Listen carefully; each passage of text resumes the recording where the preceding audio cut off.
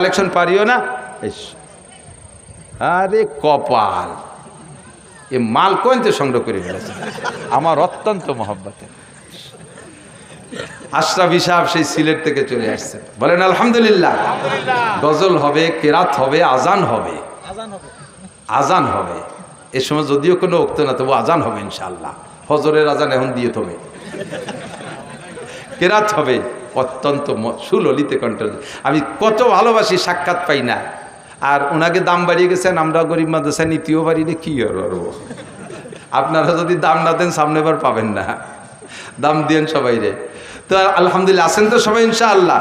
তো এই উপস্থিতিতে মুক্তাসার একটু কালেকশন, মুক্তাসার একটু কালেকশন। মাদ্রাসার বোর্ডে আপনাদের সন্তানদের মধ্যে কেমন সন্তান একটু বলবেন। আমি কি চোর, আমি কি লুচ্চা, আমি কি বাটপার, আমি কি ধোকাবাজ, আমি কি মিথ্যাবাদী, আমি কি সিটার, আমি কি মদখোর, আমি কি গাঁজাখোর, আমি কি ব্যভিচার, আমি কি জালেম, আমি কি অত্যাচারী, আমি কি লুটতারাজ করি, আমি কি টনমন মারিয়ে খাই, আমি কি দেশের সম্পদ আর এক দেশে নিয়ে স্তূপ করি। এই সমস্ত বদ দোষ কি আমার আছে? আনা কাইফা মিনকুম। আমি আপনাদের কেমন সন্তান একটু বলবেন। আমার একটু কাজ আছে, সার্টিফিকেট আমার লাগবে। প্রশ্ন যদিও ছোট, এর ভিতরে অনেক ডালপালা, শাখা প্রশাখা, অনেক দিক তাকায় জবাব দিতে হবে না। তো সকলে বললেন যে আমরা প্রত্যেকে আলাদা আলাদা করে বলতে গেলে সময় লাগবে। তো আমাদের লিডার আবু জাহেল, তৎকালীন, তখন তার নাম আবু জাহেল না, নাম হলো আমর, বাপের নাম হিসাম, উপাধি ছিল আবুল হেকাম, জ্ঞানীদের পিতা, বিদ্যাসাগর। তুমি সর্বোচ্চ শিক্ষিত সৌদি আরবের গভর্নর। তুমি আমাদের সকলের পক্ষ থেকে আমার প্রাণপ্রিয় সন্তান মোহাম্মদ সম্পর্কে তুমি একটা নিজে তুমি একাই বলো, আমরা আমিন বলে সমর্থন করব। তাকে প্রশংসাটা, তার এই প্রশ্নের জবাবটা তুমি দাও। আবু জাহেল দাঁড়িয়ে বললেন, বাতিজা, তোমার প্রশংসা করতে যে কথাটা বলবো ওতে তোমারে খাটো করা হবে। তোমার প্রশংসা করার মতো ভাষা আমার জানা নাই। তোমারে যদি বলি তুমি সূর্যের মতো, তাও অন্যায় হবে। তুমি সূর্যের চেয়ে অনেক ভালো। তোমাকে যদি বলি পূর্ণিমার চাঁদের মতো, তাও তোমারে খাটো করা হবে। চাঁদের ভিতরে কালো কালো ভাব আছে, তোমার মধ্যে তা নাই। সূর্যের ভিতরে অনেক প্রখরতা, যে প্রখরতার কারণে তার দিকে তাকানো যায় না, বেশিক্ষণ বাইরে থাকা যায় না, তুমি সেরকম না। মা আনতা মাদিহুহা ইয়া মান ইউসাব্বিহুহা বিশামসি ওয়াল বাদারে লা বালান্তা হাজিহা। সূর্যের সাথে যদি তুলনা করি তাও তোমারে খাটো করা হবে, চন্দ্রের সাথে যদি তুলনা করি তাও তোমাকে খাটো করা হবে। তোমার প্রশংসা করার মতো কোনো ভাষা আমার জানা নাই। তারপরও যেহেতু জানতে চেয়েছো, মুরব্বীরা আমাকে দায়িত্ব দিয়েছে, সংক্ষেপ ভাষায়, সংক্ষিপ্ত ভাষায় তোমার প্রশংসা আমার জবানে এতটুক না করে পারি না। আমার জানা মতে, আমার শিক্ষা দীক্ষা মতে, আমি যা লেখাপড়া করেছি তার ভিতরে আমি খুঁজে যা পেয়েছি, আদম আলাইহিস সালাম থেকে নিয়ে আজকে পর্যন্ত পৃথিবীতে তোমার মতো সুসন্তান, তোমার মতো পূর্ণাঙ্গ সন্তান জন্ম নেয় নাই। আমি আর একটু আগে বেড়ে ভবিষ্যৎবাণীও দিতে পারি, আমার বিশ্বাস তোমার মতো পূর্ণাঙ্গ সন্তান কিয়ামত পর্যন্ত আর জন্ম নেবে না। বলি না সুবহানাল্লাহ। সত্য না মিথ্যা? মিথ্যা না সত্য? এ পাশে লাগে সন্দেহ আছে, আসছে কনকা। আমার নবীর মতো সন্তান জন্ম নেয় নাই আর নেবে না, এ কথা মিথ্যা না সত্য? আপনারা স্বীকার করবেন না। আবু জাহেল কয়, আবু জাহেল নবীর দোস্ত না দুশ্মন? তখনও পর্যন্ত দোস্ত, এখনো দুশ্মন প্রমাণ হয় নাই। আল্লাহু আকবার। তো হুজুর আলাইহিস সালামের মতো সন্তান জগতে আর আসে নাই। আবু জাহেলও কয়, তুমি এত বড় আলামিন, এত বড় সত্যবাদী, জীবনে কোনোদিন মিথ্যা কথা তুমি জানোই না। মিথ্যার লুগাতটা, ডিকশনারিটা তোমার বাড়ি নাই। মিথ্যার একটা ডিকশনারি আছে না, এই মিথ্যার ডিকশনারিটা তোমার বাড়ি নাই, তুমিও জানোই না। কাজেই তুমি যদি বলো এই পাহাড়ের ওই পাশে জান্নাত আছে, তাহলে তাই আছে। তুমি যদি বলো এই পাহাড়ের ওই পাশে জাহান্নাম আছে, তাহলে তাই আছে। আমরা এখন দুপুরে খানা খাইলাম, তুমি যদি বলো না এখন রাত 12টার খানা খাইছি, তাহলে তাই। আমরা সবাই দিন দেখতেছি, ভুল দেখতেছি। তুমি যদি গভীর রাত্রে বলো এখন বেলা 2টে বাজে, তাহলে 2টে বাজে। আমরা যারা রাত দেখতেছি আমাদের চোখ খারাপ হয়ে গেছে। সারা পৃথিবীর মানুষ একদিকে এক কথা বলবে, আর তুমি একা এক কথা বলবা, তোমারটা সত্য, সারা পৃথিবীর সব মানুষের কথা মিথ্যা। কয় কেডা? আবু জাহেল। আল্লাহু আকবার। তাহলে আমার নবী চির সত্যবাদী, ঠিক কি না? আমার নবীর চাইতে সুসন্তান নেক সন্তান আর জগতে আসে নাই। হুজুর আলাইহিস সালাতু ওয়াস সালামের চাচা আবু লাহাব খুশিতে নবী আলাইহিস সালামের জন্মের পর খুশিতে তার বান্দি সুয়াইবাকে আঙ্গুলের ইশারা দিয়ে আজাদ করে দিয়েছে। সেই নবীর জন্মের সাথে সাথে তো ওই পরিবারের আর পরিবারেরও কেউ জানতো না, জগতের কেউ জানতো না যে এই ছেলেটা পরবর্তীতে বিশ্ব নবী হবে, তা তো কেউ জানতো না। কথা বলুন। ইহুদিরা তাদের আসমানি কিতাব তৌরাতের ভিতরে পড়ছে, নাসারারা ইঞ্জিলের মধ্যে পড়ছে শেষ নবীর আলামত, কিন্তু এই ছেলেটার যে সেই শেষ নবী এ তো কেউ জানে না, ঠিক কি না? আল্লাহু আকবার। কিন্তু পরবর্তীতে ধীরে ধীরে যখন বড় হইয়া নবী হইলেন তখন তো সারা পৃথিবীর সবাই জেনে গেছে, সারা পৃথিবীর সবাই জেনে গেছে। এর কারণে নবী আলাইহিস সালাতু ওয়াস সালামের জন্মের তারিখটা নিয়েও সন্দেহ।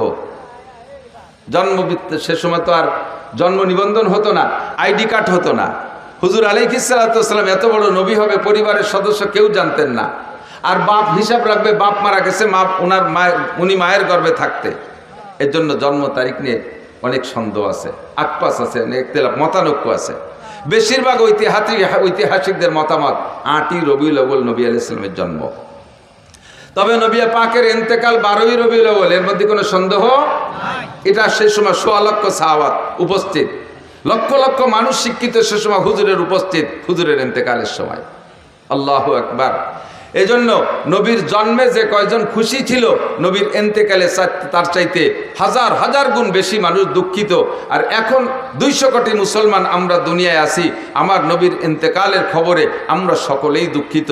এই মাসটা নবীর জন্ম, এই মাসে নবী পাক সাল্লাল্লাহু আলাইহি সাল্লামের মৃত্যু এবং ইন্তেকাল।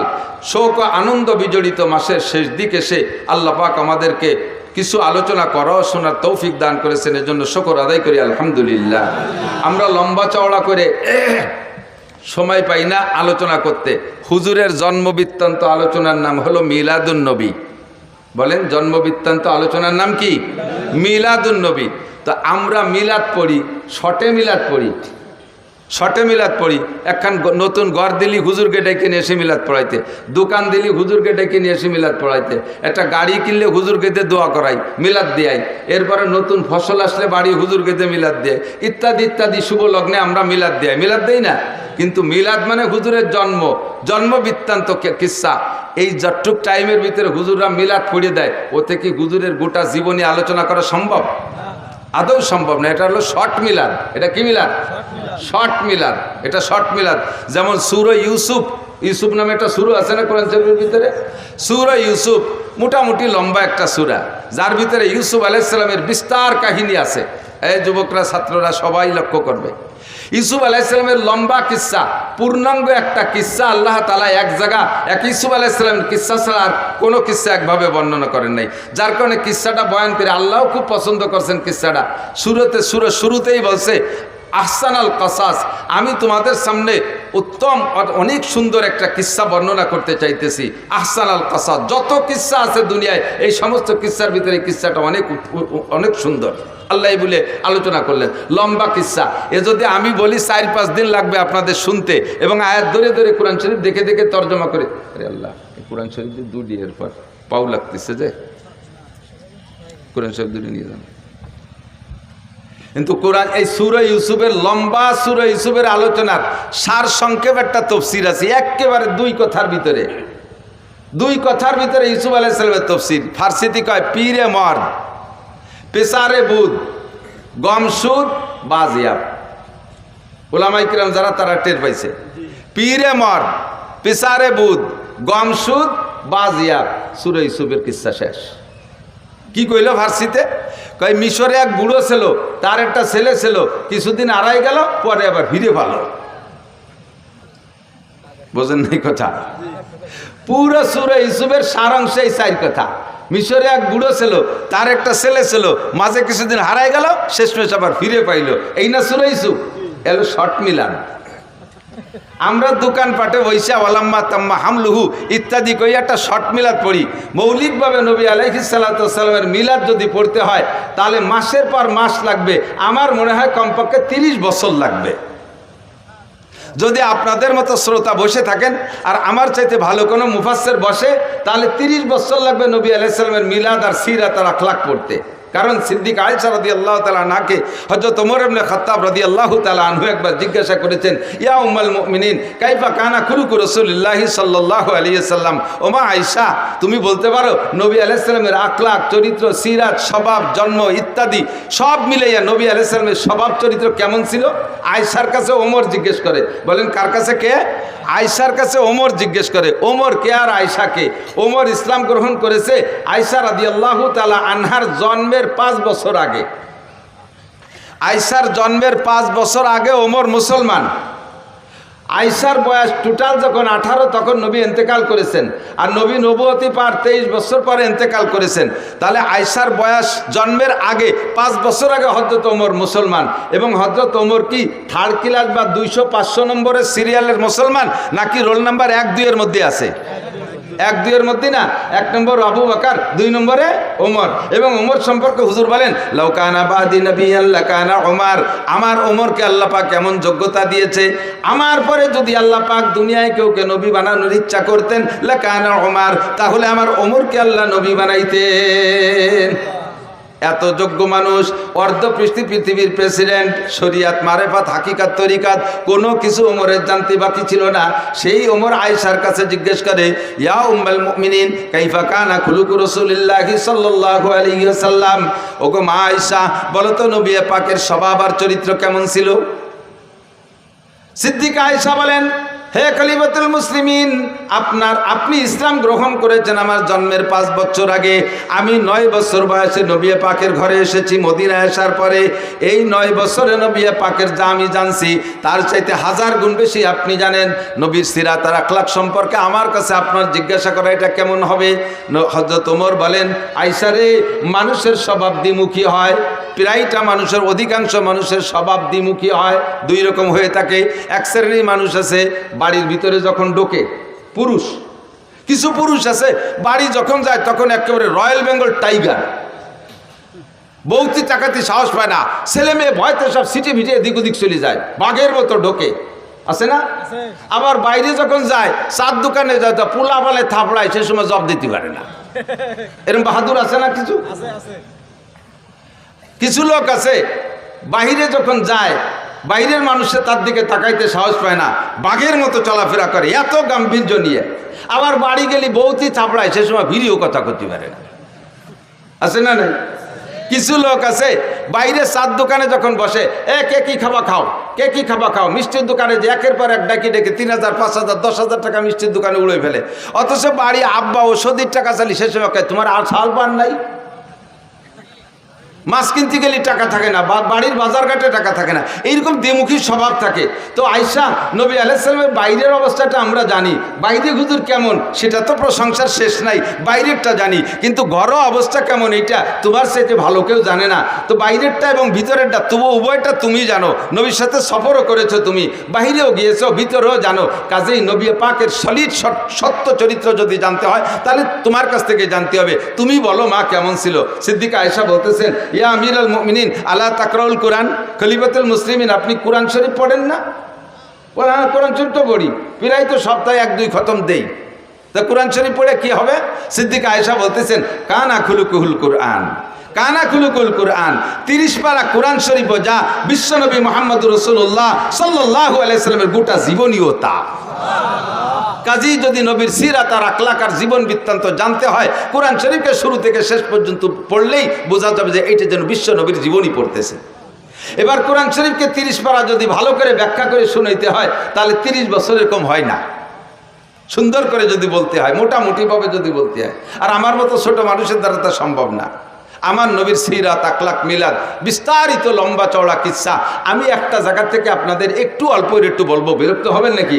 যেহেতু মাসটা চলে যাচ্ছে আর শেষ দিক চলে আসছি, নবী আলাইহিস সালাতু ওয়াস সালামের জন্মটা কেমন হলো একেবারে নবী আলাইহিস সালাম নিজেই বলেছেন, হুজুর নিজের জন্ম সম্পর্কে বলেছেন, শুধু নিজের না, 2.5-3 লক্ষ নবী রসুল দুনিয়ায় এসেছেন, 2.5 থেকে 3 লক্ষ নবী রসুল দুনিয়া এসেছেন, নির্দিষ্ট সংখ্যা কাহারও বলার কায়দা নেই। হুজুর বলেছেন কোন নবী রসুল আদম আলাইহিস সালাম থেকে নিয়ে ওই নবী রসুল পর্যন্ত তার পূর্বপুরুষের ভিতরে যেই সিরিয়ালে আসছে, এ পুরুষের থেকে ও পুরুষ, ও পুরুষের থেকে ও পুরুষ, এরকম না সিরিয়াল, একজন পুরুষও ব্যভিচার ছিল না। যেই মহিলাদের মাধ্যম দিয়ে উনি দুনিয়া আসছেন ওই নবী রসুল, একজন মহিলা ব্যভিচারিণী ছিল না, একজন মহিলা জেনা করে নাই, একজন পুরুষও ব্যভিচার চরিত্রহীন ছিল না। অন্যভাবে কাফের থাকতে পারে, মুশরিক থাকতে পারে, বেঈমান থাকতে পারে, কিন্তু চরিত্রের এই নোংরামিটা আসে নাই। একটা পবিত্র আত্মার মাধ্যম দিয়ে সমস্ত নবী রসুলগুলো দুনিয়া এসেছেন। তন্মধ্যে সবচাইতে নির্ভেজাল একেবারে নির্দ্বিধায় বলা যায় আমার নবী সাল্লাল্লাহু আলাইহি সাল্লাম আদম আলাইহিস সালাম থেকে নিয়ে জন্ম পর্যন্ত এই মাঝে যতশো পুরুষ চলে গেছে, একটা পুরুষও চরিত্রহীন ছিল না, একটা নারীও চরিত্রহীন ছিল না। কথা বলেন ঠিক ঠিক না? নবী নিজেই দাবি করেছেন, কাজে এখানে আমার আর অভিযোগের কিছু থাকে। শেষ ফিনিশিং আইসা যেই 4 জন লাস্ট পুরুষ, এই 4 জনের থেকে শুরু করি। তার আগে একটু বলা লাগে হুজুরের নূরে নবুয়তি, বলেন নূরে নবুয়তি, কথাটা একটু বুঝতে হবে। নূরে নবুয়তি, নবী কিন্তু মানুষ। নবী মানুষ না জিন? জিন না মানুষ? ফেরেশতা না মানুষ? নবী আল্লাহ না মানুষ? নবী খালেক না মখলুক? মখলুক মানে সৃষ্টি, খালেক মানে সৃষ্টিকর্তা। নবী কি সৃষ্টিকর্তা? নবী কি খালেক? নবী কি রজ্জাক? নবী আমাদের মতো মানুষ, পার্থক্য এতটুক। আমিও মানুষ, ডক্টর ইউনুসও মানুষ। এই গ্রামে ইউনুস নামের কেউ থাকতে পারে? আছে না নাই? তাহলে এই ইউনুস আর ডক্টর ইউনুস, ওনার নাম ইউনুস বলে আপনি ওনারে সরাই দিয়ে সেই চেয়ারে বসে দেন গে, ঠেলা কারে পায়। ওই ইউনুসটাও যাই দিয়ে বানাইছে, এই ইউনুসটাও তাই দিয়ে বানাইছে, পার্থক্য আছে ভিতরে অনেক কিছু, ঠিক না? হাসিনা নামে টুঙ্গিপাড়া বহুত মহিলা আছে না নাই? যে এই হাসিনা আর শেখ হাসিনা কি এক হাসিনা? খালেদা নামে বাংলাদেশে আরো মহিলা আছে না নাই? এই খালেদা আর ওই খালেদা কি এক খালেদা? মানুষ হিসেবে আমি আর নবী আলাইহিস সালাতু ওয়াস সালামের একই ম্যাটেরিয়ালস দিয়ে তৈরি, কিন্তু আমার ভিতরে নূর ও নবুয়তি নাই। আমাকে আল্লাহ ওহী দেয় নাই, আমার কাছে জিবরাইল আসে না। নবী পাককে আল্লাহ তাআলা এই মাটির মানুষটাকে নূরে হিদায়াত দিয়া, নূরে নবুয়ত দিয়া, নূরে কোরআন দিয়ে আল্লাহ তাআলা তাকে সারা বিশ্বের শ্রেষ্ঠ মানুষে পরিণত করেছেন। ঠিক কি ঠিক না? এই যে লাইটটা বানাইছে কি দিয়ে? কাঁচের বডি না? হতে পারে কাঁচ, নাকি ইদানিং তো প্লাস্টিক চলতেছে, কাঁচই ধরেন, খেয়াল করেন, কাঁচের বডি, ঠিক না? এখন ওর মধ্যে লাইট যাওয়ার কারণে ওইটার নাম হয়ে গেছে কি? এই যে কাঁচ দিয়ে বানানো যে রডের মতো, এটার নাম কি? কাঁচ না লাইট? কাঁচ না লাইট? টিউবলাইট না? টিউবলাইট। বোঝেন নাই কথা? টিউবলাইট না? এই লাইটটা যদি কাইটে যায়, এখন ওটার মূল বডি তো বানানো কি দিয়ে? কাঁচ দিয়ে। এখন কি আপনি আপনার ছেলেরে বলবেন যে বাজারে তো এখন লাঠি কাজ কিনে নিয়ে আয়, এখন লাঠি কাজ কিনে নিয়ে আয়, তাই বলবেন? কি বলবেন? একটা লাইট কিনে নিয়ে আয়, তাই বলবেন, ঠিক না? মূলত লাইট হলো আলো, ভিতরের টুক আলো, বডিটা কিসের? কাছের না? আমার নবীকে আল্লাহ তাআলা মাটি দিয়ে বানাইয়া গোটা আদম জাতিকে দামি বানাই ফেলাইছে। নবী পাক মাটির মানুষ, ভিতরে নূরের লাইট, হিদায়াতের নূর, নবুয়তের নূর, কোরআনের নূর ঢুকাই দিয়া তাকে নূরের নবী বানাই দিয়েছে। কন্যা সুবহানাল্লাহ, ঠিক কিনা? এই নূরের আগমন শুরু হয়েছে কোন জায়গার থেকে? শেষ জামানায় এসে হযরত ইব্রাহিম আলাইহিস সালামের ছেলে ইসমাইল থেকে শুরু হয়েছে। ইসমাইল আলাইহিস সালামের ভিতরে আল্লাহ তাআলা আমাদের নবীর আগমন উপলক্ষে এই নূরে নবুয়তিটা ফোকাস দিয়ে দিয়েছে। ইব্রাহিম আলাইহিস সালামের 2 ছেলে ইসহাক আর ইসমাইল। ইসহাক আলাইহিস সালামের বংশে বহু নবী, মুসা আলাইহিস সালাম, ঈসা আলাইহিস সালাম, দাউদ আলাইহিস সালাম, সুলাইমান আলাইহিস সালাম, তারপরে ইউসুফ আলাইহিস সালাম, এরকম হাজার হাজার নবী, লক্ষ লক্ষ নবী ইসহাক আলাইহিস সালামের বংশ জন্ম নিয়েছে। আর ইসমাইল আলাইহিস সালামের বংশে মাঝে কোনো নবী আছে কিনা তা আমার ভালো জানা নাই, তবে শেষ নবী একজনই শ্রেষ্ঠ নবী, মুহাম্মদ রাসূলুল্লাহ সাল্লাল্লাহু আলাইহি সাল্লাম। ইসহাক আলাইহিস সালামের বংশে 2.5 লক্ষ নবীও যদি হয়, রসুলও যদি হয়, সব নবী রসুলকে এক পাল্লায় দিলে, আমার নবীকে আর এক পাল্লায় দিলে কোন পাল্লা ভারী হবে? ভয় পাচ্ছেন? কোন নবীরে খাটো করছি না, নবীরা তো অনেক উপরের। তারপরে আল্লাহ তাআলা যদি আমাদের নবীকে দামি বানাইছে, বা দেখো দা বুজুর্গ তুই কিসসা মুক্তাসার, আল্লাহর পরে এই জগতের সবচাইতে দামি আমাদের নবী মুহাম্মদুর রাসূলুল্লাহ সাল্লাল্লাহু আলাইহি ওয়াসাল্লাম। কথা বলুন ঠিক কি ঠিক না? ইসমাইল আলাইহিস সালামের বংশে জন্ম নিয়েছে আমাদের নবী। আস্তে আস্তে আস্তে আস্তে ইসমাইল আলাইহিস সালাম থেকে নিয়ে প্রায় 30 পুরুষ পরে আইসা হুজুরের আব্বাজি আব্দুল্লাহ রাদিয়াল্লাহু তাআলা আনহু, হুজুরের তাওই, দাদার বাপের নাম কি? দাদার বাপরে কি কয় আমাদের দেশে? তাওই। তাওই কয় না? দাদার বাপ তাওই বাপ। বুড়ো বাবা কয়। দাদির মারে বুড়ো মা, নানির মারে বুড়ো মা অথবা মা ওই। তো হুজুরের আব্বা আব্দুল্লাহ, হুজুরের দাদার নাম হুজুর, তো হুজুরের আব্বা আব্দুল্লাহ, হুজুরের দাদার নাম আব্দুল মুত্তালিব বলে জানি। আর আব্দুল মুত্তালিবের বাপের নাম হাশেম। নাম কি? এই হাশেম হুজুরের চতুর্থ পুরুষ, হুজুর থেকে নিয়ে চতুর্থ পুরুষ। এত সুদর্শন, এত হ্যান্ডসাম পুরুষ ছিলেন, আল্লাহু আকবার। কুরাইশদের নেতা ছিলেন, মক্কার নেতা ছিলেন, কাবাঘরের জিম্মাদারি উনার হাতে ছিল। ইয়াং মানুষ, যুবক মানুষ, আল্লাহ। মক্কায় থাকতে উনার আরও কয়েকটা বিবাহ ছিল, সে সময় তো ততাধিক বিয়ে, এখনও তো সৌদি আরবওয়ালারা অনেক বিয়ে করে। তো উনার আরও বিবাহ ছিল, আরও সন্তানও ছিল। এই মক্কায় উনার স্ত্রী পরিবার পরিজন রেখে উনি গাজায়, ফিলিস্তিনের যে গাজা না বর্তমানে গাজা, এই গাজায় উনি ব্যবসার নিয়েতে মদিনা হয়ে গাজার দিকে রওনা দিয়েছে। তো মদিনায় যাওয়ার পরে মদিনার বাজারে যখন উনি ঢুকছে, তখন মদিনার বাজার দিয়ে দেখতেছে সব কিছু, তার মধ্যে দেখে পর্দা ফুসিতে তো নেই, সবই বেপর্দা। এই বেপর্দার ভিতর দিয়ে একটা মহিলাকে দেখলেন, তার চাল চলন, উঠা বসা, হাঁটা, তার কথাবার্তা একটু ব্যতিক্রম, অত্যন্ত শালীন, অত্যন্ত ভদ্র, দারুণ নম্র, একটু লাজুক লাজুক মনে হচ্ছে, অত্যন্ত রূপসী সুন্দরী। এই মেয়েটাকে দেখিয়া হাশেমের নজর পড়ছে, লোক লাগাইছে, দেখো তো এই মেয়েটার অবস্থা কি, মেয়েটা কি বিবাহিতা না অবিবাহিতা, বিবাহিতা হলে বা বিধবা কিনা, তার স্বামী আছে না নাই। লোক লাগায় রায়বার লাগায় দেখা গেল যেই মহিলাটার স্বামী মানে বিবাহিতা মহিলা, 2টা বাচ্চা আছে, কিন্তু তালাকপ্রাপ্তা, তালাক হয়ে গেছে, বর্তমানে স্বামী নেই। সুযোগ পেয়ে হাশেম প্রস্তাব দিলেন, তার কাছে বলো, আমার বাস্তবটা বলো, আমি কোন বংশের, আমি মক্কার মানুষ, আমি কুরাইশি মানুষ, আমি কাবাঘরের জিম্মাদার, আমি কুরাইশদের নেতা, আমি বর্তমানে এই অবস্থা আছি, ব্যবসা বাণিজ্য আমার অনেক সুন্দর, আমার বাহ্যিক রূপ ও চেহারা দেখো, মেয়েটাকে বলো দেখতে, সে যদি আমাকে লাইক করে, পছন্দ করে, তাহলে আমি তাকে বিবাহের প্রস্তাব দিলাম, রাজি থাকলে তোমরা আমাদের বিবাহ পড়াই দাও।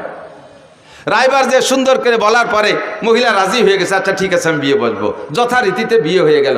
বিয়ে হয়ে যাওয়ার কারণে উনি তাৎক্ষণিকভাবে গাজায় চলে গেলেন না, মদিনায় কয়েকদিন অবস্থান করলেন, শ্বশুর বাড়ি, ওই মহিলার বাপের বাড়ি। সেখানে কয়েকদিন থাকার ভিতর দিয়ে আল্লাহর কুদরতি সিস্টেমে হাশেমের ভিতরে যে নূরে নবুয়তি চমকাচ্ছিল, ওই নূরে নবুয়তি ওই মহিলার গর্ভে চলে গেছে, মহিলা গর্ভধারিণী হয়ে গেছে। গর্ভ হয়ে যাওয়ার পরে উনি ওখানে স্ত্রীকে রেখে উনি গাজায় চলে গেছে। গাজায় ব্যবসা বাণিজ্যের ভিতর দিয়ে ওখানে ওনার ইন্তেকাল হয়ে গেছে, হাশেম আর ফিরে আসতে পারেনি। টাইম হয়ে যাওয়ার পরে মহিলা গর্ভপাত করেছেন, বাচ্চা ডেলিভারি করে দিয়েছেন। ডেলিভারির পরে যেই বাচ্চাটা হলো, এই বাচ্চার ভিতরে এবার সেই হাশেমের রূপরেখা নূরে নবুয়তি বাচ্চার মধ্যে চমকাইতেছে। পরিবার পরিজনের সকল সদস্য বাচ্চার চেহারা দিকে মুগ্ধ হইয়া তার নাম রাখতে বাধ্য হয়েছে সাইবাতুল হামদ। সাইবাতুল হামদ মানে প্রশংসার ডিব্বা। এত চেহারা, এত রূপ, এত সব কিছু দেখে সবাই মুগ্ধ, নাম রেখেতেছে সাইবাতুল হামদ। মায়ের কোলে থাকে, নানা বাড়ি থাকে, থাকতে থাকতে 5-6 বছর যখন বয়স হয়ে গেছে, তখন হাশেমের মক্কা একটা ছেলে ছিল, নাম তার মুত্তালিব। একটু খেয়াল করতে হবে, খুব বোঝা নাম ছিল, তার নাম কি? মুত্তালিব। ওই হাশেমের ছেলে মুত্তালিব খবর পাইছে আমার আব্বা মদিনায় একটা বিয়ে করছেন, সেই ঘরে আমার একটা ভাই জন্ম হয়েছে, আমার আব্বা তো গাজায় গিয়ে মারা গেছে, আমার বিধবা মায়ের কাছ থেকে দেখে আমার ভাইটাকে আনা যায় নাকি। মুত্তালিব চলে গেছে মদিনায়, যাইয়ে খবর নিয়ে খুঁজে পেয়ে গেছেন। পাওয়ার পরে বললেন যে মা, আমার ভাইকে আমার কাছে দিয়ে দেন, আপনি কষ্ট করবেন কেন, আমাদের সন্তান আমরা নিয়ে যাই। অনুমতি দিলেন, নিয়ে চলে আসলেন। উটের পিঠি বসাইয়া মক্কা থেকে মদিনা থেকে মক্কা 450 কিলোমিটার, 450 কিলোমিটার 7-8 দিন পর্যন্ত উটের পিঠে বসে আনতে আনতে আনতে যখন মক্কায় ঢুকছে, পিছনে ছোট বাচ্চা একেবারে ধুলায় ধূসারিত হয়ে গেছে, কাপড় চোপড় ময়লা হয়ে গেছে, গুলামের মতো দেখা যাচ্ছে। যখন মক্কায় ঢুকছে, মক্কিরা জিজ্ঞেস করছে, মুত্তালিব তোমার পিছে কে বসা? ওনার পিছে কে বসা? মুত্তালিবের ভাই, মুত্তালিবের ভাই।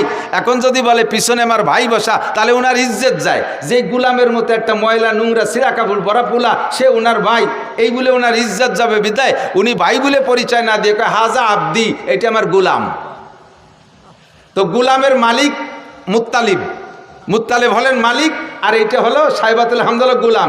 আরবিতে 2 শব্দের মিলে কয় আব্দুল মুত্তালিব, মানে মুত্তালিবের গুলাম। আসল নাম হলো সাইবাতুল হামদ। সাইবাতুল হামদ হলো হুজুরের দাদা। তো এখন মুত্তালিব পরিচয় দিচ্ছে, এটা আব্দুল মুত্তালিব আমার গুলাম। এরপরে বাসায় নিয়ে ধুয়ে মুছে পরিষ্কার করে কাপড় চোপড় নতুন করে পড়াইয়া তার নামে তারে পরিচিত করে দিতে চেষ্টা করতেছেন। কিন্তু আর কোনোদিনও মানুষ তাকে সাইবাতুল হামদ বলে ডাকে না, তারা আব্দুল মুত্তালেব কইই ডাকে। এই আব্দুল মুত্তালেব ধীরে ধীরে ধীরে ধীরে বড় হইলে মুত্তালেবের স্থানে, হাশেমের স্থানে চাবি ছিল মুত্তালেবের কাছে, মুত্তালেবের স্থানে এবার চাবি পেয়ে গেছে এই সাইবাতুল হামদ আব্দুল মুত্তালেব। কাবাগরের চাবি ওনার হাতে, মক্কার নেতৃত্ব ওনার হাতে, দেখতে সেরকম সুঠম বডির অধিকারী, নুরানি চেহারা তার ভিতরে, নবুয়তি চেহারা তার ভিতরে ফোকাস মারতেছে। এই সাইবাতুল হামদ আব্দুল মুত্তালেব এবার বিবাহ করছেন। বিবাহ করার পরে একটা সন্তান হয়েছে হারেস। নাম কি? হারেস। আব্দুল মুত্তালেবের প্রথম সন্তানের নাম হারেস। এই ছেলেটা বড় হয়ে উঠছে, মাঝে আর তেমন কোনো সন্তানাদি নেই। তো এই একটা হারেসকে নিয়ে আব্দুল মুত্তালেব কিতাবাদি পড়ে সন্ধান পাইছে যে কাবাগরের পাশে হযরত ইসমাইল আলাইহিস সালামের পায়ের ধাক্কায় জমজম কূপ হয়েছিল। কালের আবর্তে এই জমজম কূপ বন্ধ হয়ে গেছে। দেখি জমজম কূপ কোথায়, সব কিছু ম্যাপ মানচিত্র মাপিয়ে জমজম কূপের স্থানটা নির্ণয় করে হারেসকে নিয়ে দুই বাপ বেটা গেছে সেই জমজম কূপ খনন করতে। তার উপরে অনেক পাথর চাপা পড়ে আছে। দুই বাপ বেটা পাথর সরাইয়া জমজম কূপকে আবিষ্কার করবে, বের করবে, এটা খুব কঠিন ব্যাপার। 2 দিন 3 দিন পর্যন্ত খোঁজার পরে জমজম কূপ বের করতে পারে নাই।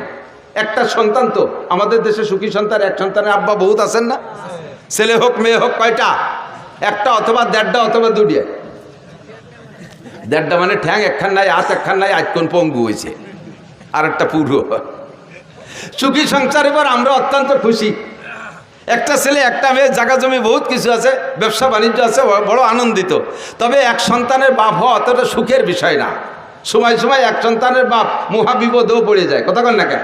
যেই বিপদে পড়ে আব্দুল মুত্তালেব আল্লাহর কাছে মান্নত মানছে। আমাদের দেশের বিপদ কি? আপনার পাশের বাড়িওয়ালা যদি থাকে, পাশের বাড়ি আপনার এক স্বাস্থ্য বাড়ি যদি 7টা ছেলে হয়, 7 ছেলের বাপ, তাহলে যেই বাপের 7টা ছেলে একবারে ঝাঁকা মারিয়ে তাগড়া জুয়ন হয়ে ওঠে, 80 বছরে বাপেরও ফিরে যৌবন ফিরে আসে ছেলেদের শক্তির সাথে সাথে। এরা 8 বাপ বেটা লাইঠেল। আর আপনারা সুখী সংসার 2 বাপ বেটা, সুখী সংসার 2 বাপ বেটা, আর ছেলে মেয়ে নেন নাই।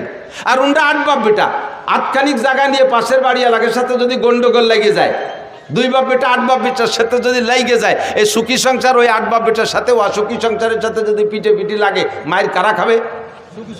সুখী সংসার মায়ের খেয়ে শুয়ে যাবে না? কথা কয় না? 2 বাপ বেটারে বাল হইয়া 8 বাপ বেটা একেবারে দোড়াচাপের মতো টান টানের রাস্তায় শোয়াই দিছে, পুরো মারিয়ে ফেলে নাই, মরে নাই। তো বুড়ো এই 80 বছর বয়সে সুখী সংসারের বুড়ো মায়ের খাইয়ে টান টান হইয়া এখন লম্বা লম্বা হাই ছাড়ে। আর যদি 2 সাইডে থাকতো তাহলে এরকম জোড়া বাড়ি খাতাম না। আর 2 সাইডে থাকলি জোড়া বাড়ি খাইতাম না। বসছে কোন সময়? যে সময় ওনার পার্স পাতি সব শেষ। আর হাজারো চেষ্টা করলে 2 সাইডের বাপ হওয়া সম্ভব। আল্লাহ যদি দেয় সেটা তার ব্যাপার। অসময় আছে তুমি সুখী সংসারে দুঃখী সংসারে অনুভব করতে পারছো। হারেস সাইবাতুল হামদ আব্দুল মুত্তালেব সময় মতোই বুঝে ফেলাইছে যে আমার এই এক সন্তান দিয়ে জমজম কূপ খুঁজতে পারলাম না, যদি এরকম 8 বাপ বেটার সাথে কাজী ডাঙ্গে লাগিয়েই যায় তাহলে তো মায়ের খাইয়ে আসতে হবে। সাথে সাথে কাবাগরের গিলাফ ধরে মান্নত করছে, আল্লাহ যদি তুমি আমার 10টা পুত্র সন্তান দাও, যদি 10টা পুত্র সন্তান দাও, তাহলে একটা সন্তানকে আমি তোমার রাস্তায় এই কাবাগরের পাশে জবাই করে দেব, কুরবানি দেব। কি এই সামান্যতের মান্যত চিনতে হতে পারেন? উনার জন্য এই মান্যত পুরো করা ওয়াজিব, কিন্তু এমন মান্যত যদি এই সমাজে কেউ করেন, এই মান্যত পুরো করা ওয়াজিব না। অনেকে মানে, মারা, বিশেষ করে মারা মান্যত মানে সন্তান যদি অসুস্থ হয়ে পড়ে, কয় আল্লাহ যদি তুমি আমার বাবারে বাঁচাও, আল্লাহ আমার বাবার রোগ আমারে দিয়ে আমার বাবারে সুস্থ করে, এরকম করে মারা। নিজের রোগ, বাবার সন্তানের রোগ আমারে দিয়ে আমার বাবারে বাঁচাও, আমার হায়াত তারে দিয়ে আমার বাবারে বাঁচাও। যদি আমার বাবা বেঁচে যায়, আমার সন্তান যদি বেঁচে যায়, তাহলে আমি জীবিত অবস্থায় 7 দিন কবরে থাকবো। তাই দেখছো কিরম ঠেক। এরকম মান্যতের মশালা আমার কাছে আসে, মিথ্যে কথা বলতেছি না। এই কত যে আসে মাঝে মাঝে উদ্ভট মানে এই মান্যতের কথা। একজনে মান্যত মানছে, হুজুর আমি নিয়ত করছি কাবাগরে একটা হেরিকেন দেব। কাবাগরে গেছি মানে হেরিকেন লাগাই কোন জায়গা? বাঙালি হেরিকেন কাবাগরে চলে? এ মান্যত মানছে, জানি কি এরবে? এরকম কঠিন কঠিন প্রশ্ন। 7 দিন কবরে তাজা অবস্থায় থাকবো, থেকে দেখছেন একদিন? আরে মরার পরে একদিন থাকবো কিভাবে, সেই চিন্তায় ঘুম হয় না। মরার পরই কিভাবে কবরে থাকবো একদিন, সেই প্রথম রাতটা নিয়েই চিন্তা। কবরের প্রথম দিন, মার রব্বুকা মা দীনুকা ওমান হাদার রাজুলুল্লাযী বুইসা ফীকুম, তিনটা প্রশ্নের জবাব আমাকে কবরে থেকে দিতে হবে। তিনটা প্রশ্ন হবে আমার জন্য, আমার সামনে। এই তিন প্রশ্নের জবাব না দিতে পারলে আমার খবর আছে। ওই রাতটা, ওই দিনটা, প্রথম দিন কবরের ওই সময়টা নিয়ে চিন্তা করে তাই রাতে বিছানায় পিঠ দিয়ে ঘুম আসে না টেনশনে। যারা চিন্তা করে, কথা কন না ঠিক কি ঠিক না? যাদের মধ্যে চিন্তা আছে তারা ভয় পায়। আর তাজা 7 দিন কবরে থাকবা, এইরকম মান্যত যদি কেউ মানে, এই মান্যত পুরো করা লাগবে না, তার তওবা করে কিছু সদকা আল্লাহ রাস্তায় দিয়ে দিলে হবে। কিন্তু আব্দুল মুত্তালিবের মান্যত পুরো করা লাগবে, সাইবাতুল হামদের মান্যত পুরো করা লাগবে। 10টা পুত্র সন্তানের দোয়া করেছে আল্লাহর কাছে, আল্লাহ যদি 10টা পুত্র সন্তান দাও, একটাকে আমি তোমার রাস্তায় কুরবানি করে দেব। আল্লাহ টপ টপ করে একের পর এক 10টা পুত্র সন্তান দিয়ে দিয়েছে। জমজম খুব খনন করতে সন্তান লাগবে, এই জন্য 10টা সন্তান চাইছে। কয় বাব্বিটা মিলিয়ে এবার জমজম খুব আবিষ্কার করেও ফেলাইছে। এখন সন্তানরে কুরবানি দাও, কুন্ডারে কুরবানি দেবে। ভাগ্যক্রমে আস্তে আস্তে 10 নম্বর সন্তান আব্দুল্লাহর ভিতরে, ওই সাইবাতুল হামদের মধ্য থেকে এতদিন অন্য কোন সন্তানের ভিতরে প্রকাশ পায় নাই, আব্দুল্লাহর ভিতরে নূরে নবুয়তি চমকাইছে। 10টার ভিতরে এবার যেটা সবচাইতে সুদর্শন চেহারাওয়ালা, তারে কি হাতে ধরে জবাই দিতে মনে কয়? চাইতেছে যে ঘুরে ফিরে অন্য একটারে, যেটা বুসা টুসা একটু কালা টালা আছে, ওর একটারে মারি দিয়েছে মান্যত পুরো করে। কিন্তু তবুও তো সন্তান, তবুও কোনোভাবে কি আব্বা জবাই দেওয়া সম্ভব? কিন্তু মান্যত করছে, আল্লাহর ওয়াদা পূরণ করতেই হবে। এখন কারে জবাই দেবে কোনো নির্ধারিত করে না যে 8 নম্বর ডানা, 6 নম্বর ডানা, 1 নম্বর ডানা, 10 নম্বর ডা। কাজেই একটারে বের করতে লটারি লাগবে। এবার একের থেকে হারেস থেকে নিয়ে লটারি করা শুরু করছে। যে কয়বার লটারি করছে 3 বার, প্রত্যেকবার আব্দুল্লাহর নাম আসে। যেটারে সবচেয়ে ভালোবাসে, যারে বাঁচায় রাখার জন্য লটারির পদ্ধতিতে গেলেন, সেইটার নামই আসে বারবার।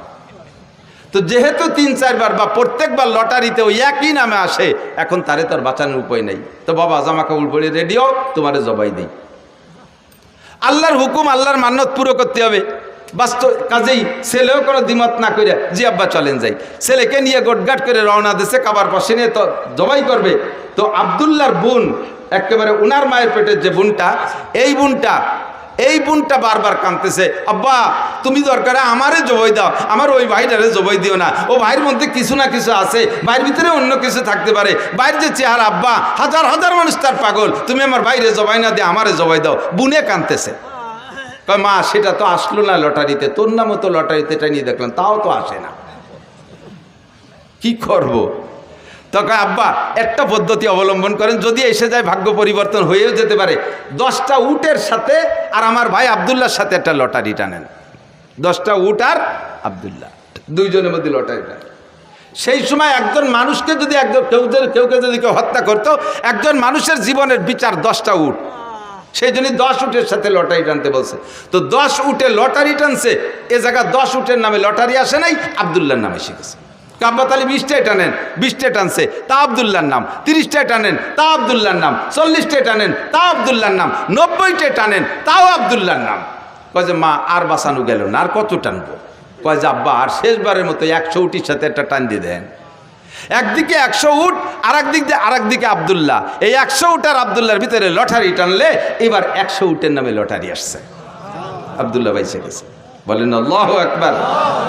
আল্লাহ নবী আলাইহিস সালামকে আল্লাহ তাআলা দুনিয়া আনতেছেন। সবাই টাকা দেন, নেওয়া যাবে না। আর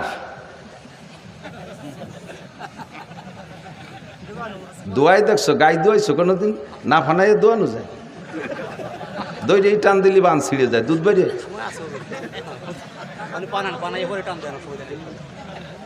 আল্লাহ একটু মিলাদ পড়ি না, মানুষ কয় যে কওমি হুজুরা মিলাদ পড়ে না, তাই মিলাদ পড়া শুরু হচ্ছে, তার মধ্যে এসে বাবা ঠেলি দিয়েছে না বাবা। আর অল্প একটু পড়িয়ে তারপরে জায়গায় চলে যাবেন ইনশাআল্লাহ। আমি যত ভালো আজ করি আপনারা খুশি হবেন বা আপনাদের প্রয়োজন মেটবে, কিন্তু গাইরেস্তের যে চাহিদা আছে তা পূরণ না করলে আমারে খাতি দেবে না। আল্লাহ কষ্ট নিয়েন না।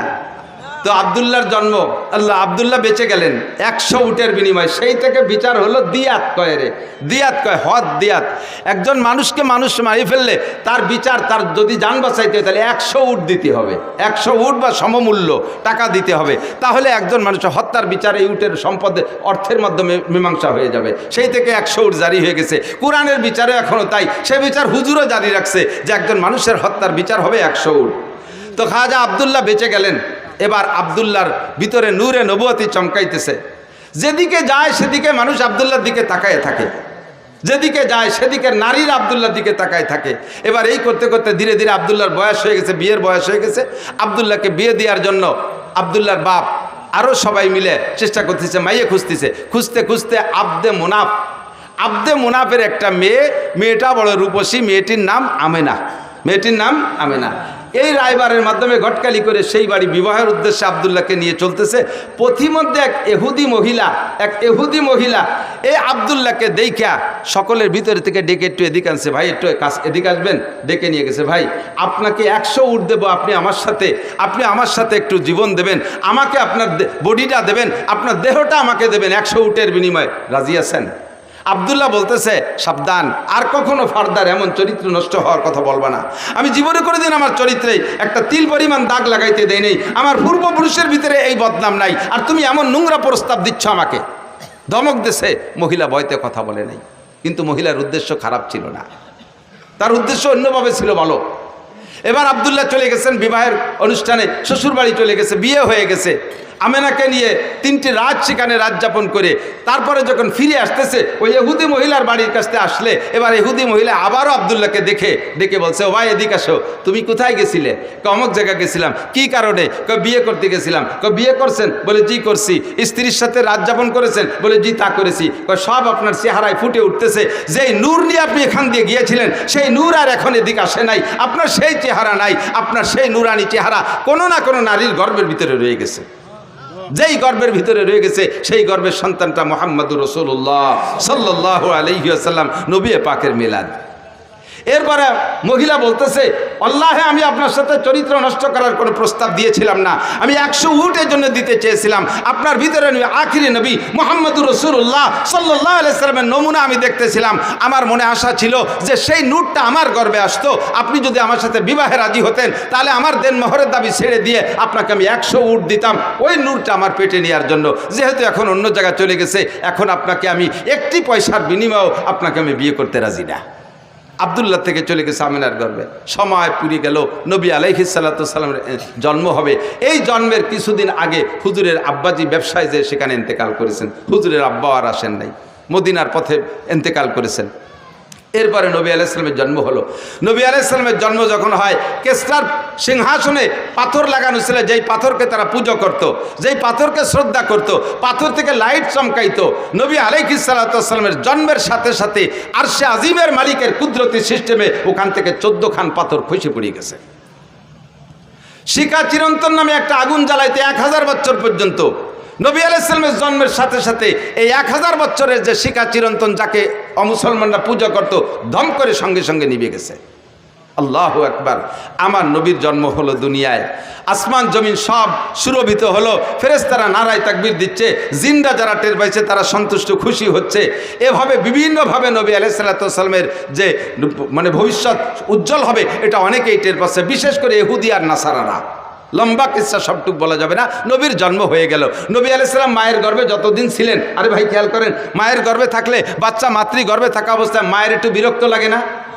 নবী আলাইহিস সালামের মা কখনো বিরক্ত বোধ করেন নাই। এবং জন্মের পরে, জন্মের সময় সব নারীদের রক্তক্ষরণ হয়।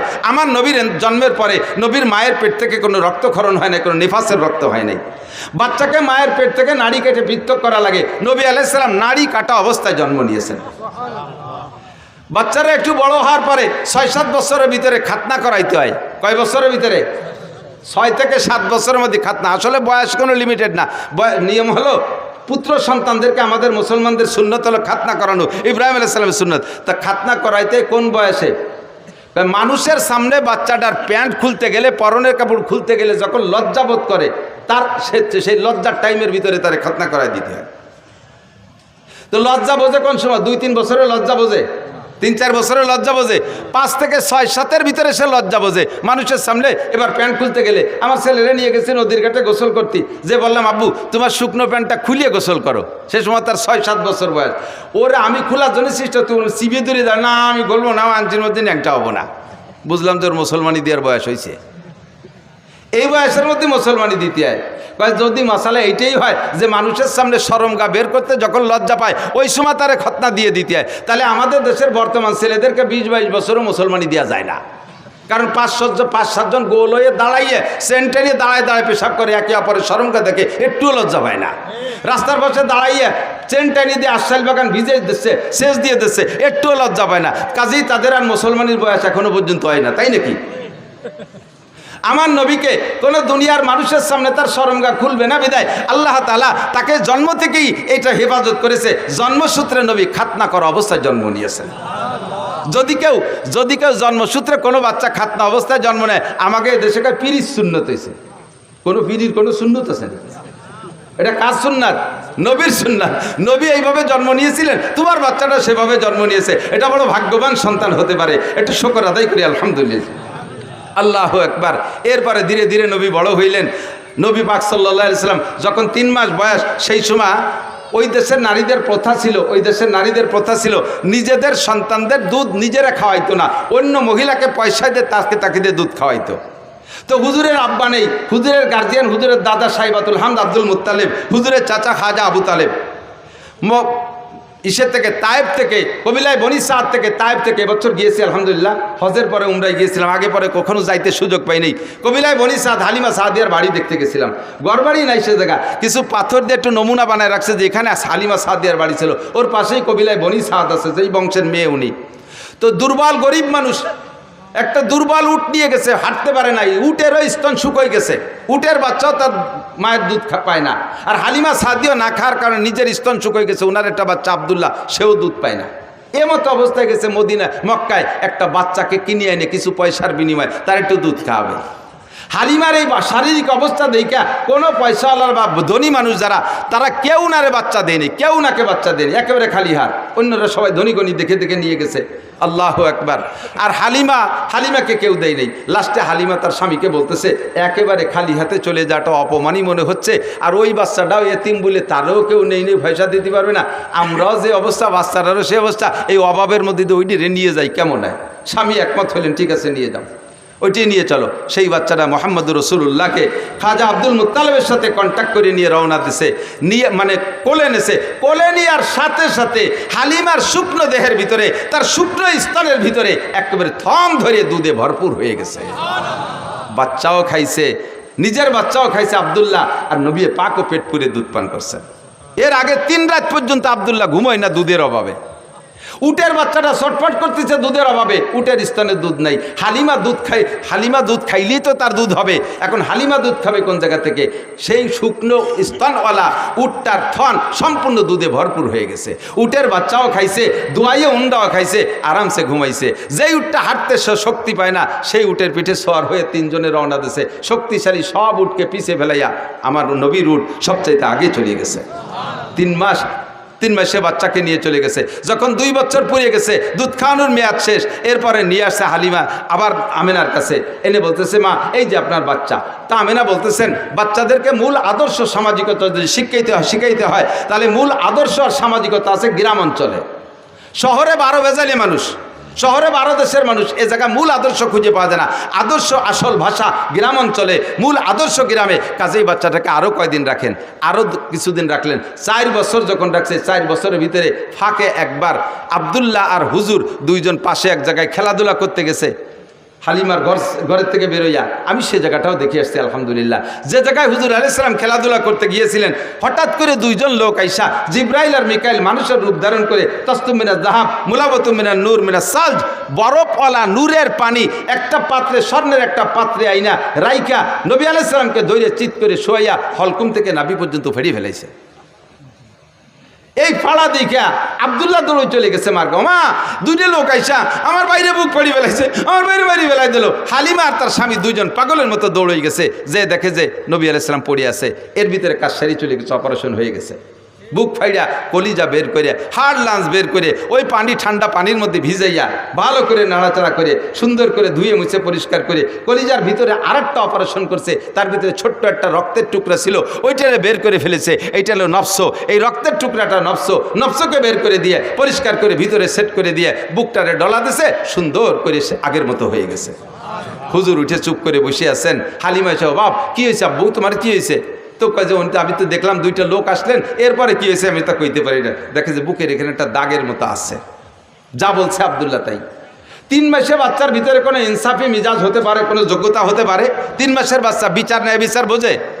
আল্লাহ পাক রব্বুল আলামিন নবী পাককে জন্মসূত্রে এমন একটা চরিত্র দিয়ে তৈরি করেছেন, যার জন্মের পর থেকে কখনো এই চরিত্রের ভিতরে কেউ তিল পরিমাণ দাগ দেওয়ার সুযোগ নেই। আল্লাহ পাক বলেন, ওয়া ইন্নাকা লাআলা খুলুকিন আযীম, আপনাকে জন্মসূত্রে সর্বোত্তম চরিত্রের অধিকারী করে বানাইছি। জন্মসূত্রে আপনি ন্যায় বিচারক, জন্মসূত্রে আপনি আখলাকি, জন্মসূত্রে আপনি শিষ্টাচারওয়ালা, জন্মসূত্রে সর্বোত্তম চরিত্রের অধিকারী। 3 মাসে বাচ্চা আমেনার ঘরে যাইয়া কখনো আমেনার 2টা স্তনের দুধ খেয়ে সাবাড় করে দেয় নাই।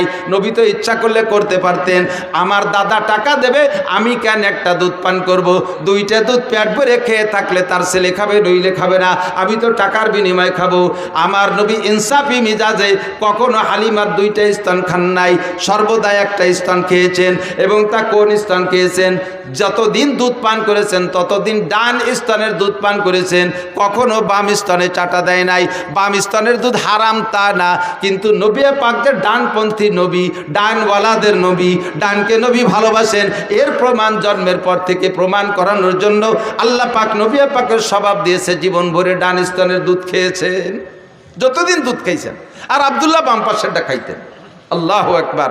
আমার এই নবীর চরিত্র সম্পর্কে জন্ম থেকে নিয়ে 40 বছর পর্যন্ত যে আখলাক, এই আখলাকের নাম হলো, এই স্বভাবের নাম হলো আরবিতে কয় আখলাক। এটার নাম কি? আখলাক। আর আখলাক মানে একটু বোঝেন, প্রত্যেকটা মানুষেরই জন্মসূত্রে একটা আখলাক আছে। শুধু মানুষটা, সব প্রাণীরও আছে, প্রত্যেক প্রাণীরও জন্মসূত্রে আখলাক আছে। জন্মসূত্রে যে স্বভাবটা নিয়ে আসে এর নাম আখলাক। খিলকাত মানে জন্মসূত্রে স্বভাবের নাম হলো আখলাক। যেমন এদিক তাকান, মুরগির বাচ্চা ডিমিতে বেরোয়, মুরগির বাচ্চা ডিমিতে বেরোয় না? ডিমিতে বেরোইয়া ওর দুধ খাতি হবে না খুদ খাতি হবে, এর কোন স্কুলই পড়ানো লাগে? পড়ানো লাগে? সব মুরগির বাচ্চা জন্মের পরে 3 মাস দুধ খায় না? কথা কয় না? কি খায়? খুদ খায়। তো খুদ কিভাবে খাতি হবে ও মুরগির বাচ্চার কোন কেজি স্কুলিতে শিখিয়ে দিছে? মুরগির বাচ্চার যে খুদ খাইতে হবে এটা তারা কে শিখায়? আল্লাহ শিখায়। বলবেন যে বাড়ির মুরগিতে তার মা শিখাই দেয়? হ্যাঁ, বাড়ির মুরগি তার মা শিখাই দেয় বাচ্চারা এইভাবে খুদ খাইতে হয়। বাড়ির মুরগিতে তার মা বাচ্চারা শিখাই দিল, কিন্তু পোলট্রি মুরগির মার নাম কি? তাকে কি মা আছে? কিন্তু তারা খায় কি খায় না? বরং গেছে বেশি খায়। এই খাওয়া শিখাইতেছে কে? যেই আল্লাহ শিখাইতেছে। এইটা হলো জন্মসূত্রে স্বভাবের নাম আখলাক। সব প্রাণী স্তনপায়ী বা প্রাণীরা তারা মায়ের স্তন থেকে দুধ খায়, বুকের ভিতরে নরম একটা বান গেলে চুষা শুরু করে, এটা ঠিক আছে। ছাগলের বাচ্চা জন্মের পরেও মায়ের স্তন মুখে দিলে সে চাটে, কিন্তু চাটার ফাঁকে স্তনেটা মুখ দিয়ে ধাক্কা দেয়, দেয় কি দেয় না? এই ধাক্কা সে দিল কিনা? এই যে ধাক্কা দেয় এটা হলো তার আখলাক, এটাই তার স্বভাব। মানুষের বাচ্চা দেখবেন দুধ খায়, এক স্তন মুখে দিয়ে চাটে, ওই বাচ্চাটা মার আর এক দুধের বুটা এরকম নাড়াচাড়া হতে তালে তাই, ওই বুটা নাড়াচাড়া দিলে ওই বুটার ভিতরে দুধ আসে, এলো পানায়। এটাই সিস্টেম, এটা আখলাক, এটা ওরা শিয়ে দেওয়া লাগে না, ঠিক না? এইরকম আখলাকগত দিক দিয়েও যদি বিবেচনা করেন, তাহলে আমার নবীর আখলাকের চাইতে জগতে আর শ্রেষ্ঠ আখলাক ওলা কেউ হইতে পারে? এই নবীর আখলাক নিয়ে যদি কেউ কটূক্তি করে, সমালোচনা করে, কেউ যদি গালি দেয় আর নিন্দা করে, তাহলে তার মুখে আমরা ময়লা মাখাইয়া জুতো মারি। কথা বলুন ঠিক না? আমার নবীর সম্পর্কে কেউ যদি কথা বলে, একটা ফুলের টুকা মারে, আমার জীবন দিয়ে তার প্রতিবাদ করতে প্রস্তুত যুবক। কথা বলুন ঠিক না? কখন আমরা এটা সহ্য করতে পারি না। এজন্য আপনাকে আমাকে আল্লাহ পাক রব্বুল আলামিন নবী মদিনায় যাওয়ার পরে মহব্বতের সাথে ডাক দিয়ে বলে, ইয়া আইয়ুহাল্লাযীনা আমানু, হে অন্ধ জগতের অটল বিশ্বাসী পাগলরা। কুরআন শরীফের ভিতরে যত আয়াত আছে ইয়া আইয়ুহাল্লাযীনা আমানু, এই আয়াতগুলো মদিনায় নাজিল হয়েছে। এর অর্থ হলো, হে অন্ধ জগতের অটল বিশ্বাসী পাগলরা, তোমরা নবীর সুন্নতের পর আমল না করলেও নবীর মহব্বত তোমার অন্তরে আছে। তুমি অন্ধ জগতের অটল বিশ্বাসী পাগল। কোন যুবক যদি মুসলমান মুসলমানের সন্তান যদি নামাজ নাও পড়ে, এমনকি কোনো যুবক যদি মুসলমানের সন্তান নামাজ নাও পড়ে, রোজা নাও রাখে, টুপি জীবনে পরে নাই, দাড়ি জীবনে রাখে নাই, কোনোদিন সুন্নতে পোশাক পরে নাই, সে কোনোদিন ঢিলাকুলুক ব্যবহার করে নাই, একবারও জীবনে মেশাক মুখে দেয় নাই, কোনোদিন দস্তারখান বিছিয়ে খানা খায় নাই, সুন্নত নামাজ তো দূরের কথা ফরজ নামাজও পড়ে না, রমজান মাসে রোজা রাখে না, মুসলমানের সন্তান নাম তার জামাল উদ্দিন, বাপের নাম কামাল উদ্দিন, এই মুসলমানের সন্তানের সামনে যদি আল্লাহর নবী রেখেও গালি দেয় মুসলমান যুবক বলো, তাহলে তোমার জীবনের শেষ বিন্দু রক্ত দিয়ে প্রতিশোধ নিবা কি নিবা না? নবীকে দেখি নাই, মোহাব্বত আমার অন্তরে আছে, যদিও নফসের ধোঁকায় পড়ে শয়তানের প্রেমে পড়ে আমি সুন্নতের আমল করতে পারি না। তবে মুসলমান যুবক ভালো করে মনে রাখো, দুনিয়ায় তুমি কার কাছ থেকে আদর্শ শিখবা? এমন একটা মানুষ আল্লাহ দুনিয়ায় পাঠায় নাই যে একটা মানুষের গোটা জীবনের ভিতরে 800 কোটি 1000 কোটি মানুষের সমস্ত মানুষের চলার সংবিধান একজন মানুষ থেকে সম্পূর্ণ আসছে, এমন একজনও মানুষ পাবেন না। রবি ঠাকুর বড় পণ্ডিত ছিল, অনেক পাণ্ডিত্যপূর্ণ কথা বলছে, তবে তার একার পাণ্ডিত্য দিয়ে কোনো দেশের সংবিধান তৈরি হতে পারে না। কাজী নজরুল পণ্ডিত মানুষ ছিল, তার পাণ্ডিত্য দিয়ে গোটা বিশ্ব চলতে পারে না। আরও যত বড় বড় বিজ্ঞানী চলে গেছে, একজনের পাণ্ডিত্য আর তার নীতি কথা দিয়া সারা দুনিয়ার মানুষ চলতে পারে না। কিন্তু আল্লাহ একটা মানুষই বানাইছে, যে একটা মানুষের গোটা জীবনের জন্ম থেকে মৃত্যু পর্যন্ত 63 বছরের হায়াতকে যদি কেউ স্মরণ করে, তাহলে 800 কোটি না 8 লক্ষ কোটি মানুষও যদি আসে, তাও ওই একটা মানুষের ভিতরে, একটা মানুষের থেকে সমস্ত মানুষের চলার পাথও সংগ্রহ করতে পারে কি পারে না? সারা দুনিয়ার সমস্ত মানুষের আদর্শ একটা মানুষের ভিতরে। আমার নবীর আদর্শ লক্ষ্য করেন, এদিক তাকান। নবী পাক মানুষকে সালাম দিয়ে সাক্ষাৎ করতেন। কতক্ষণ কি দিয়ে? আর এই ইদানিংকালে এই কবেতে শুরু হয়েছে আমি তা কইতে পারি না। জেনারেল সংবর্ধনা, জেনারেল মানে ডিপার্টমেন্টে যারা আছে, সুন্নত বাদ দিয়ে যারা অন্য জাতি আছে, তারা সম্মান প্রদর্শন বা সাক্ষাতের সূচনাটা কি দিয়ে করে? 1 চড় 1 লাথি। সেনাবাহিনীতে দেখেন নাই, হলিনতে দাঁড়াইছে, অফিসার যখন আসে তখন কি করে? চড় দেখাই দিছে, দিতে পারলাম না দেখে রেখেন, এরপরে গুম করে একটা লাথি মারে, কই লাথিটাও দিতে চাইছিলাম তা পারলাম না, এই জন্য মাটিতে দিলাম। 1 চড় 1 লাথিতে সম্মান প্রদর্শন, সাক্ষাৎ, এটা কোন আদর্শ হতে পারে? আমার নবীর আদর্শ আফসুস সালাম। সাক্ষাৎ হবে কি দিয়া? জোরে বলেন কি দিয়া? আরে কন্যা কি দিয়া? সালাম হবে, ক্লিয়ার সালাম। বলেন আসসালামু আলাইকুম ওয়া রাহমাতুল্লাহি ওয়া বারাকাতুহু। আমার নবী সালাম দিয়ে, কি সুন্দর কথা না? আপনিও উত্তর দিচ্ছেন ওয়ালাইকুম আসসালাম ওয়া রাহমাতুল্লাহি ওয়া বারাকাতুহু, সেম একই কথা, একটু উল্টোভাবে বলছেন, তর্জমা একই। আপনার উপরে আল্লাহর পক্ষ থেকে শান্তি, রহমত আর বরকত নাজিল হোক, বলেন না সুবহানাল্লাহ। আমিও বলছি, আপনিও বলছেন। হুজুর বলেন আফসুস সালাম, বাপে ছেলেরে সালাম দাও, স্বামী স্ত্রীকে সালাম দাও, স্ত্রী স্বামীকে সালাম দাও, সন্তানরা আব্বারে সালাম দাও, দাদায় নাতিরে সালাম দাও, নানায় নাতিরে সালাম দাও, উস্তাদ ছাত্ররে সালাম দাও, ছাত্র উস্তাদে সালাম দাও, চাচায় ভাতিজাকে সালাম দাও, সবাই সালামের প্রচলন দাও, তার মানে দোয়ার প্রচলন দাও। এত মানুষ যদি একে অপরকে দোয়া করে, আসমান থেকে রহমত আর বরকত নাজিল হইতে বাধ্য। পদ্ধতিরা কত সুন্দর না? এরপরে আসেন একটু সাক্ষাতের, একটু মুসাফা করেন, হাতে হাত মিলিয়ে সুন্দর করে একটা জাকি দেন। আমার নবীর আদর্শ, হাতে হাত দিয়ে মুসাফা করে হাতে জাকি দিলে নবী বলেন হাতের থেকে সমস্ত সগীরা গুনাহ ঝরে পড়ে যায়। জাকিটা মাইকে জুবিয়ে দেবেন, আবার বেকায়দা জাকি দেবেন না। তাগলা 7 ফুটে জুয়ন একটা আমার মতো দুর্বল মৌলবীরা যদি হাত ধরেন খোট টান দেয়, তাহলে গুড়াইতে খুলিয়ে যাবে না, সিস্টেম না। হালকা করে এমন জোরে দেবেন না যে হাতের আঙ্গুলগুলো কলকল করে ভেঙে যায়। সুন্দর করে ভদ্রতার সাথে। আবার অনেকে মুসাফা করে এরকম আঙ্গুলির মাথায় দিয়ে, এটা মুসাফা হয়নি, দুইজনের বৃদ্ধাঙ্গুলের গোড়া এক জায়গায় মিশে যাবে, এভাবে সুন্দর করে হালকা করে একটু মৃদু চাপও দেবেন, হালকা একটা জাকি দেবেন মোহাব্বতের সাথে। সবচেয়ে সুন্দর 2 হাত দিয়ে করা, আপনারও 2 হাত, তারও 2 হাত। আর করোনার পরে তো মুসাফা হয়ে গেছে বক্সিন, দেখছেন না? বক্সিন দিয়ে মুসাফা হয়, বক্সিন হাতে না দিয়ে না হে দেওয়া উচিত। হাতের মধ্যে করোনা ঢুকছে, শয়তানি যত আইসে গেল না কয়ে পারি না। করোনার সময় সুয়াইসে বানাইছে করোনারে, একজনের সাথে একজন কথা বলতে গেলে দূরত্ব বজায় রাখতে হবে। মুখের শ্বাস আর একজনের মুখের ভিতরে চলে গেলে তার ভিতর দিয়ে নাকি করোনা চলে যায়। আল্লাহর রহমতে করোনার বছর প্রত্যেক দিন আমাদের মাহফিল ছিল, একই মাইকে 5-6 জন বক্তা আমরা ওয়াজ করে গেছি। আমি কথা বলতেছি, হালকা হালকা থুকও ছিটতেছে, ওর মধ্যে যাচ্ছে, শ্বাস যাচ্ছে। আমার পরে আরেকজন আসতেছে, প্রায় 500 বক্তার সাথে করোনা সিজনে ওয়াজ করলাম, এর একজনের কি করোনা ছিল না? তো ওর মধ্যে তো আমার নাহের মধ্যে করোনা গেল না। এত করোনা আসে কোন জায়গাতে? সম্পূর্ণ মিথ্যে কথা। স্কুল কলেজ ইউনিভার্সিটি সব বন্ধ করে দিয়েছিল, কেজি কিন্ডারগার্টেন সব বন্ধ, আমাদের মাদ্রাসাগুলো খোলা ছিল।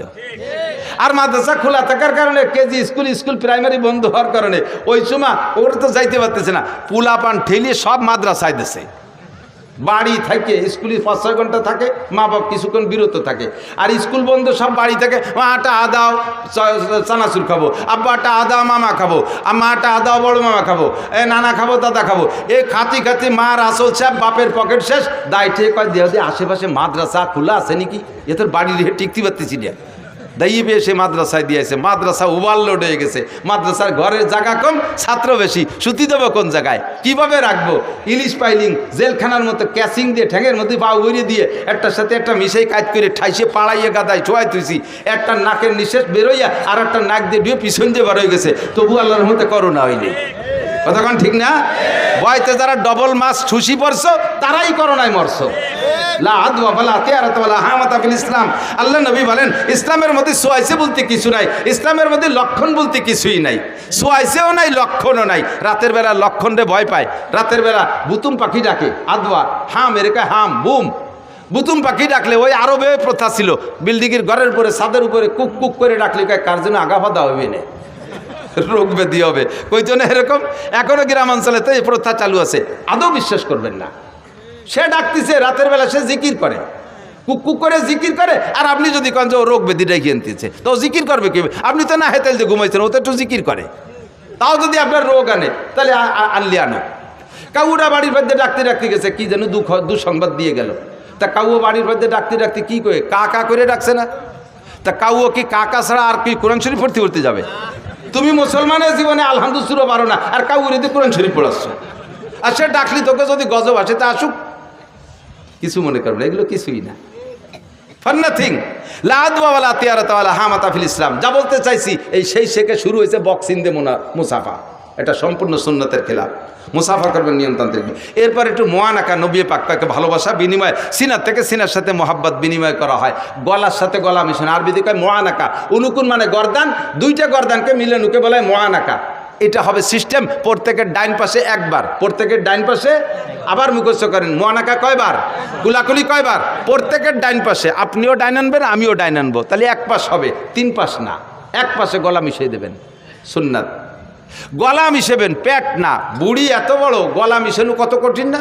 পেটে 2 ঘষায় দিয়েছিলেন, এটা সুন্নতই নেই। মোয়ানাকা কুলাকুলি, স্বামীতে স্ত্রীর সাথে কুলাকুলি করবে, স্ত্রী স্বামীর সাথে করবে, তাই বলে কোনো দুলোভাই শালীর সাথে মোয়ানাকা করবে না, কুলাকুলি করবে না। ও জায়গা কুলাকুলি করলে কবিরা গুনাহ, জিনার গুনাহ। কথা বলুন ঠিক না? স্বামী স্ত্রী কুলাকুলি করবেন, স্বামী স্ত্রী যখন কুলাকুলিতে গলা মিশেবেন, আল্লাহ ফেরেশতাদেরকে বলে, দায়িত্বশীল ফেরেশতাদেরকে, ওই দুডেরে নূরের পর্দায় ঘিরে দাও, ঘিরে দিয়ে তোমরা আর একদিক ফিরে চেয়ে থাকবো, ওদের কিন্তু ফিরবা না। ওরা ওই অবস্থায় সারা রাত যা করুক, ওকে আমল নামায় নফল নামাজ লিখতে থাকো। বলেন না সুবহানাল্লাহ? নবী পাকের আদর্শ সব জায়গায় সুন্দর না অসুন্দর? আমার এক হিন্দু ভক্ত আছে, অনেক হিন্দু ভক্ত আছে, ওই হিন্দু ভক্তরে কইলাম আমাদের ইসলাম তো সব জায়গা আছে, আমি একটা কয়ে দিতে পারি, যেখানে হাত দেবো সেই জায়গায় ইসলাম। সব জায়গায় দোয়া কালাম আছে না নাই? স্বামী স্ত্রী মিলনের আগেও দোয়া আছে না নাই? আল্লাহুম্মা জান্নিবনা শায়াতিন ওয়া জান্নিবিশ শায়াতিনা ফিমা রাযাকতানা। এসে গেলে একটু বলে যাই, মানুষের যখন স্বামী স্ত্রী মিলনে যায়, তখন চরিত্রহীন শয়তান ওই পুরুষের সাথে ওই একসাথেই মিলনে শরিক হয়ে যায়। তখন পুরুষের বীর্যই গর্ভধারণ করবে, কিন্তু শয়তান বা জিন যদি একসাথে করে, তাহলে ওইটার সাথে ওই শয়তানের কিছু আসর থাকার কারণে ওই বাচ্চাগুলো রক চড়া হয়, মিজাজি হয়, একটু উগ্রপন্থী হয়। যেহেতু শয়তান তো গরম আগুনে তৈরি, তার কিছু প্রভাব ওর ভিতরে চলে আসে। এই শয়তানের হাত থেকে আপনার সন্তানকে পবিত্র রাখার জন্য নবী পাক দোয়া শিখে দিয়েছে। দোয়া পড়বা, আল্লাহুম্মা জান্নিবনা শায়াতিন ওয়া জান্নিবিশ শায়াতিনা ফিমা রাযাকতানা। আল্লাহ শয়তানের হাত থেকে আমাকে বাঁচাও, আর আমার যে সন্তান তুমি দিবা এরও শয়তানের হাত থেকে বাঁচাও। এমন একটা মুহূর্ত দোয়া, বাথরুমে ঢোকার সময় আমাদের নিয়ম আছে না নাই? এগুলো সব নবীর আখলাক। আল্লাহ নিজেই বলেছেন, লাকাদ কানা লাকুম ফি রাসূলিল্লাহি উসওয়াতুন হাসানাহ, আমার রাসূলুল্লাহর ভিতরে গোটা মানব জাতির উত্তম আদর্শ রয়েছে। বাথরুমে যাওয়ার সময় নবীর আদর্শ, বাথরুমে বসার সময় নবীর আদর্শ, বাথরুম শেষ করার ভিতরে নবীর আদর্শ আছে না নাই? বাইরে থাকতে একটা দোয়া, বাম পায়ে দিয়ে বাথরুমে ঢোকা, এগুলো সব সুন্নাত। আমল করলে 100 করে শহীদের সওয়াব, বলেন না সুবহানাল্লাহ। বাথরুমের মধ্যে ঢুকে কিভাবে বসবেন? বাম পায়ের উপরে ভর দিয়ে বসবেন। বাথরুমের ভিতরে যেহেতু একা একা, ও জায়গা তার সাথে কেউ নেই, লুঙ্গিটারে খুলে উপরে কোনো জায়গা বাঁধানোর দরকার হলে বাঁধায় থুয়ে একটা বিড়ি নিয়ে সুন্দর করে বসবেন। পায়খানার দুমো আর বিড়ির দুমো দিয়ে একসাথে গেলবেন। নবীর সুন্নত না এটা? আর এই সুন্নতের বার আমল করলে হলে আছে না নাই? পায়খানার মধ্যে একজন বিড়ির ভাষা কোন হুজুর নিয়ে থুয়েছে? সর্বনের পিছাম স্ট্যান্ডে যত, বাস স্ট্যান্ডে যত বাথরুম আছে, যে দেখুন তার ভিতরে কি পরিমাণ বিড়ির ভাষা। স্কুল কলেজের বাথরুমের ভিতরে পাবেন বিড়ির ভাষা। আল্লাহর রহমতে আমাকে মাদ্রাসার বাথরুমের ভিতরে ঢিলাকুলুক ছাড়া পাবেন না, ঠিক না? হাটাজারি মাদ্রাসা যখন প্রথম তৈরি হয়েছে, আপনাদের মাদ্রাসার মতো ছোট হাটাজারি মাদ্রাসা প্রথম হয়েছে, তা হাটাজারি মাদ্রাসা একটা ঘর, আর বাথরুম অতটা ভালো না। সে সময় ড্রেন কাইটিয়া বাঁশ দিয়ে বাথরুম বানাইছে, পাহাড়ি সন্ধে বেড়া। এ তো আমরাও সেদিনকে এই তারাইল ফিকর মাদ্রাসায় পড়ছি, নাড়াই দিয়ে বেড়া দিতাম। বর্ষাকাল আসলি এই নাড়া উইতি খেয়ে ফেলাই দিত। এক পায়খানায় বসলে 3 পায়খানার মধ্যে আর কেউ বসার কায়দা ছিল না, একটা দিয়ে 3-4টে দেওয়া যাইত। এখন ওই বাথরুমের সংখ্যা কম, ছাত্র হয়ে গেছে বেশি। হাটাজারি মাদ্রাসা, হাটাজারি মাদ্রাসার ছাত্ররা ফজরের সময় যখন বেশি ভিড় হয়ে যায়, একসাথে চাপ পড়ে, তখন বাথরুম জায়গা না পেয়ে আশেপাশে জমিতে যে বসে পড়ে। পাশের এক জমি লাল করে ফেলাইছে রাগিয়ে, সার লাগবে না বুনে দিছে। কৃষক ওই জমিওয়ালা চাষ দিতে আইছে, গরু নিয়ে হাল্লা করে জুড়ি, ওর মধ্যে নামতে পাও দিয়ে জায়গা পাচ্ছে না। এখন আইসা হুজুরির কাছে গরু ওই জায়গায় দাঁড় করে তুই হুজুরে বলতে, হুজুর আইসে দেন আমার জমি কানে একটু শশী দিয়ে যান। কিভাবে নামবো? হুজুর আছে তো সত্যি বেকায়দা। হুজুর বলেন যে তো ঘটনা কি, তো তুমি আমাকে পর খেপছো কেন? সব আপনার হুজুররা পায়খানা করছে। হুজুর কয় পায়খানার গায়ে কি হুজুর লেখা আছে? এদেশের গ্রামের মানুষও তো আঁকতে পারে, তোমার সাথে জ্ঞানদাম থাকলে তারা আছে তোমার জমি নষ্ট হচ্ছে, তুমি আমার তালবি আলিমকে দোষ দাও। না হুজুর, তালবি আলিমরাই পায়খানা করছে। আলামত হলো প্রত্যেক পায়খানার সামনে 3-3টে কুলুক। পাবলিকে ও কাম করে না, এই কুলুক দিয়ে বুঝছি না, পায় ঢিলা দেখে বুঝছি না হুজুররা পায়খানা করছে। হুজুর কয় আলহামদুলিল্লাহ। উনি কয় এটা হুজুররা পায়খানা করছে, 3 দিন কুলুক দেখে চিনছি। হুজুর শুনে খুশি দিকে আলহামদুলিল্লাহ। আমার বুই ভরে পায়খানা করলে আপনি খুশি হলেন? বাজারে পাগল, তোর পায়খানা সব আমি সাফ করে দেবো, লাস্টে জমি আমি চষে দেবো। আমি যে উদ্দেশ্যে মাদ্রাসা করছি সেই উদ্দেশ্যের একটা বাস্তবায়ন ওখানে হয়েছে। নবীর সুন্নতের পাবন্দি করে। আমার তালবি আলিমকে ঢিলাকুলুকের প্রশিক্ষণ দিছি, তারা যে ঢিলাকুলুক করে, আলেম তালবি আলিম তো ওরকমই হতে হবে, তার পায়খানায় দেখে দিঘা বোঝা যায় যে এটা হুজুরির পায়খানা। হুজুর তো এরকমই হতে হবে, মাদ্রাসা বললে এরকমই পড়তে হবে, যারা দেখলে বোঝা যায়, পায়খানা দেখলে বোঝা যায় যে হুজুরির পায়খানা। তা আমার তালবি আলিমদের পায়খানা দেখে যখন বুঝে ফেলাইছিস এটা হুজুরির পায়খানা, ঢিলা আছে, এটা আমার শকরের বিষয়। আমি যে উদ্দেশ্যে মাদ্রাসা করছি সেটা আমার পূর্ণ হয়ে গেছে, এজন্যই শকর আদায় করি আলহামদুলিল্লাহ। তোর পায়খানা সব আমি সাফ করে দেবো, বুই আমি চষে দেবো, চিনতে পারিস না। ভদ্রলোক কয় হুজুর আমার বুইও চষা লাগবে না, আমার এই বুইরও দরকার নাই, ও জমি আপনারে দান করে দিলাম মাদ্রাসায়। আল্লাহু আকবার। বুজুরগানে দিনের প্রত্যেক কথার ভিতরে আল্লাহ তাআলা বরকত রেখেছে, কথা বলুন ঠিক না? লাকাদ কানা লাকুম ফি রাসূলিল্লাহি উসওয়াতুন হাসানাহ। বাথরুমের ভিতরে যাইয়া বিড়ি খাবেন না, কুত্তয়ও গিন্না রে। মানুষে দাঁড়ায় দাঁড়ায় পেশাব করে আর বিড়ি খায়, পায়খানায় বসে বিড়ি খায়। বিড়ি খায়, খায় কি খায় না? কুত্তয় আল্লাহরে কয় যে আল্লাহ তুমি যে বলো মানুষ বলে আশরাফুল মখলুকাত, আমরা কুত্তরা বড় নিকৃষ্ট, আমার বংশ কুত্তর বংশের ভিতরে একটা কুত্তরে তুমি দেখাতে পারবা যে খাতি বসে আগে আর আঁকতি বসে খায়? আমরা ও জায়গা আদর্শ বুঝি, খাওয়ার সময় আগা যায় না, আগার সময় খাওয়া যায় না, আমরা ও জায়গা ভাগ করে ফেলি। আরে আশরাফুল মখলুকাত যাদের বার কোরআন নাজিল হয়েছে, যাদের উস্তাদ মুহাম্মদুর রাসূলুল্লাহ সাল্লাল্লাহু আলাইহি সাল্লাম, যাদের উস্তাদ 2.5 থেকে 3 লক্ষ নবী রাসূল, তারা কি আদর্শ শিখলো? পায়খানায় বসে খায়, পেশাব করতে বসে খায়, আর বিড়ি খায়, সিগারেট খায়। এরা বলো মানুষের চাইতে ভালো না মন্দ? আল্লাহ কয় তারা মানুষের চাইতে, মানে কুত্তর চাইতে মানুষগুলো খারাপ। উলাইকা কাল আনাম বাল হুম আদাল্লু উলাইকা হুমুল গাফিলুন। এই জাতীয় মানুষগুলো চতুষ্পদ জন্তুর চাইতে খারাপ। পশুর যে বুদ্ধি আছে সে বুদ্ধিটুকু তার নাই, কথা বলুন ঠিক কি ঠিক না? আমার নবীর আদর্শ সব জায়গায় আছে না নাই? খানা খাইতে বসবেন কোন হাত দিয়ে খানা খাবেন? ডান হাত দিয়ে। দোয়া আছে না নাই? বাথরুমের ভিতরে বসবেন, ওই জায়গায় একটু সারিয়ে আসি, 3টা ডিলা ব্যবহার করবেন, 3টা ডিলা বাথরুমে। প্রথম ডিলাটা পুরুষটা সামনে থেকে পিছনের দিক, দ্বিতীয়টা পিছন থেকে সামনে দিক, তৃতীয়টা সামনে থেকে পিছনের দিক। নারীরা 12 মাস কাল, পুরুষরা গরমকালে এই নিয়ম, শীতকালে তার উল্টো নিয়ম।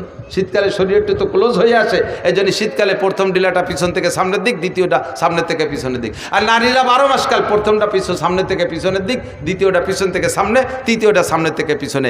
নবী সব জায়গায় আদর্শ শিখিয়ে দিয়েছে। ইহুদিরা আব্দুল্লাহ ইবনে সালাম রাদিয়াল্লাহু তাআলা যখন মুসলমান হয়েছে, আরে এদিকে আসেন, আব্দুল্লাহ ইবনে সালাম রাদিয়াল্লাহু তাআলা যখন মুসলমান হয়েছে, উনি ইহুদিদের বড় আলেম ছিল। তো ইহুদির উনার বক্তবিন্দু যারা ছিল, তারা আব্দুল্লাহ ইবনে সালামকে বলতেছে, আব্দুল্লাহ তোমারে সহি খাতি ভূতি কিলে, আমাকে পেশাব ছিলে, তোমারে জন্মের হাদিয়া তোফা কত কিছু দিছি, আজকে তুমি মুহাম্মাদের ভক্ত হয়ে গেলে, খয়রাইতে নবীর, ভিক্ষুক নবীর ভক্ত হয়ে গেলে, তোমার নবী কত বড়, আর এই ছোট নবীর মুরিদ হয়ে গেলে। আব্দুল্লাহ ইবনে সালাম কয়, আমার নবী, এই নবী মুহাম্মদ নবী যে ছোট, তার আলামত কি? কয় যে কি শিয়ে বলে বিশ্ব নবী বলি, এত বড় নবী, এত বড় নবী, এত বড়, সে মানুষ সেই ডিলা কুলুক শিয়ে বগল সাফ করতে হবে, নোয়াক কাটতে হবে, নাহের লোমটাই নিয়ে উঠতে হবে, এটা বড় মানুষের কথা, এটা ভোলাবানের কথা। আব্দুল্লাহ ইবনে সালাম বলেন, আমার নবী বড় নবী, আমার নবী বড় নবী, সব দিক দিয়ে বড়। আল্লাহর আরশ বড়, মুসা নবী বলছে তোরা শুনছিস, দেখে নাই, আল্লাহর আরশ বড়, আমার নবী সচক্ষে দেখে আসছে। কথা বলুন ঠিক ঠিক না? জান্নাত বড়, মুসা নবী শুনিয়ে বলছে, দেখে বলে নাই, আমার নবী জান্নাত বড় দেখে আসছে।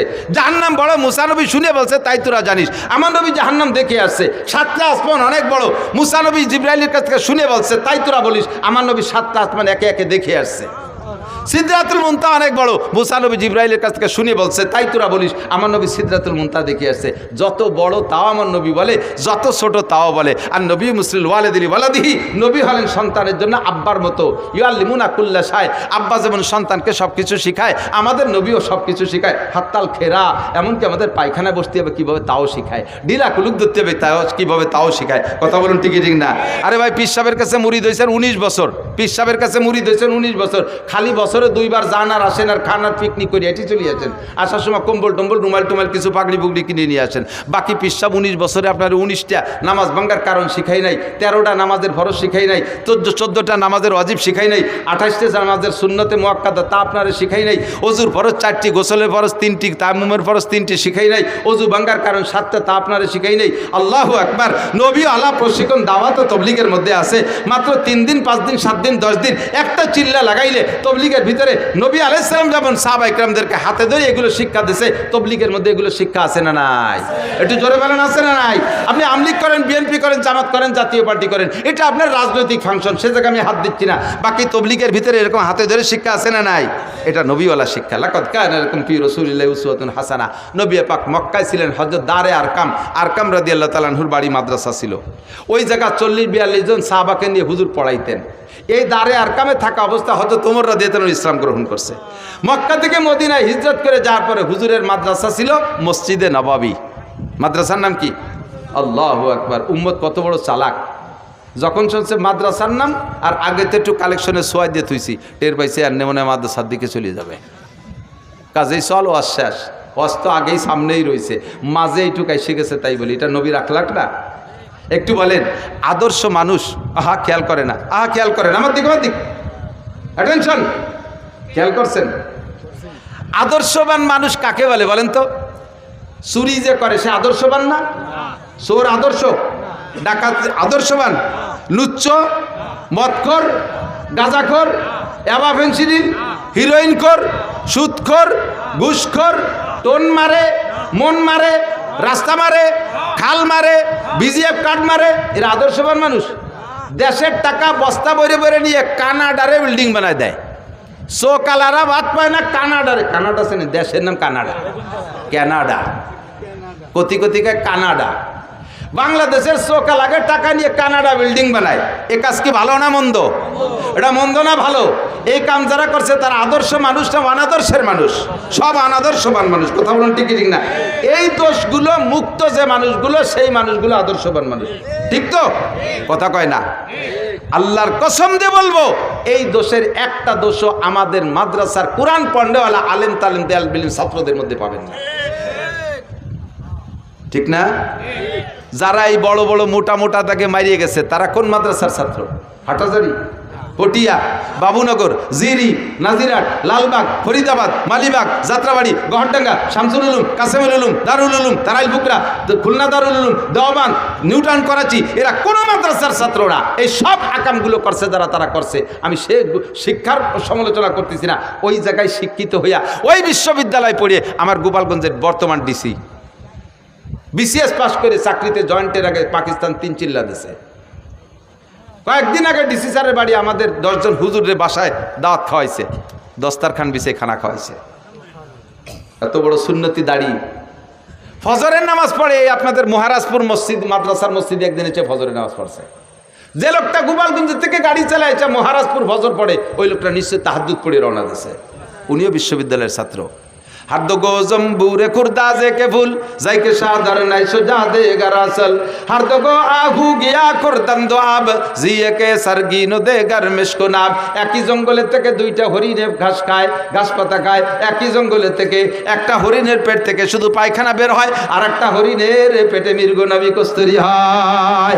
একই বিশ্ববিদ্যালয় থেকে এই ডিসি সাহেব, আর এক বিশ্ববিদ্যালয় থেকে আর একজন ঘুষখোর ডিসি সাহেব, একই বিশ্ববিদ্যালয় থেকে পয়লা BCS cadre DIG Rafiqul Islam শিমুল, তার ঘরের ভিতরে ডাইনিং টেবিল নাই, দস্তারখান বিছে খানা খায়। বাংলাদেশের একজন ঊর্ধ্বতন একজন পুলিশ অফিসার, সুন্নতি দাড়ি তার মুখে, তাহাজ্জুদের নামাজ পড়ে, হক্কানি কামেল পীরের কাছে বায়াত, সেও কিন্তু বিসিএস ক্যাডার কলেজ বিশ্ববিদ্যালয়ের ছাত্র।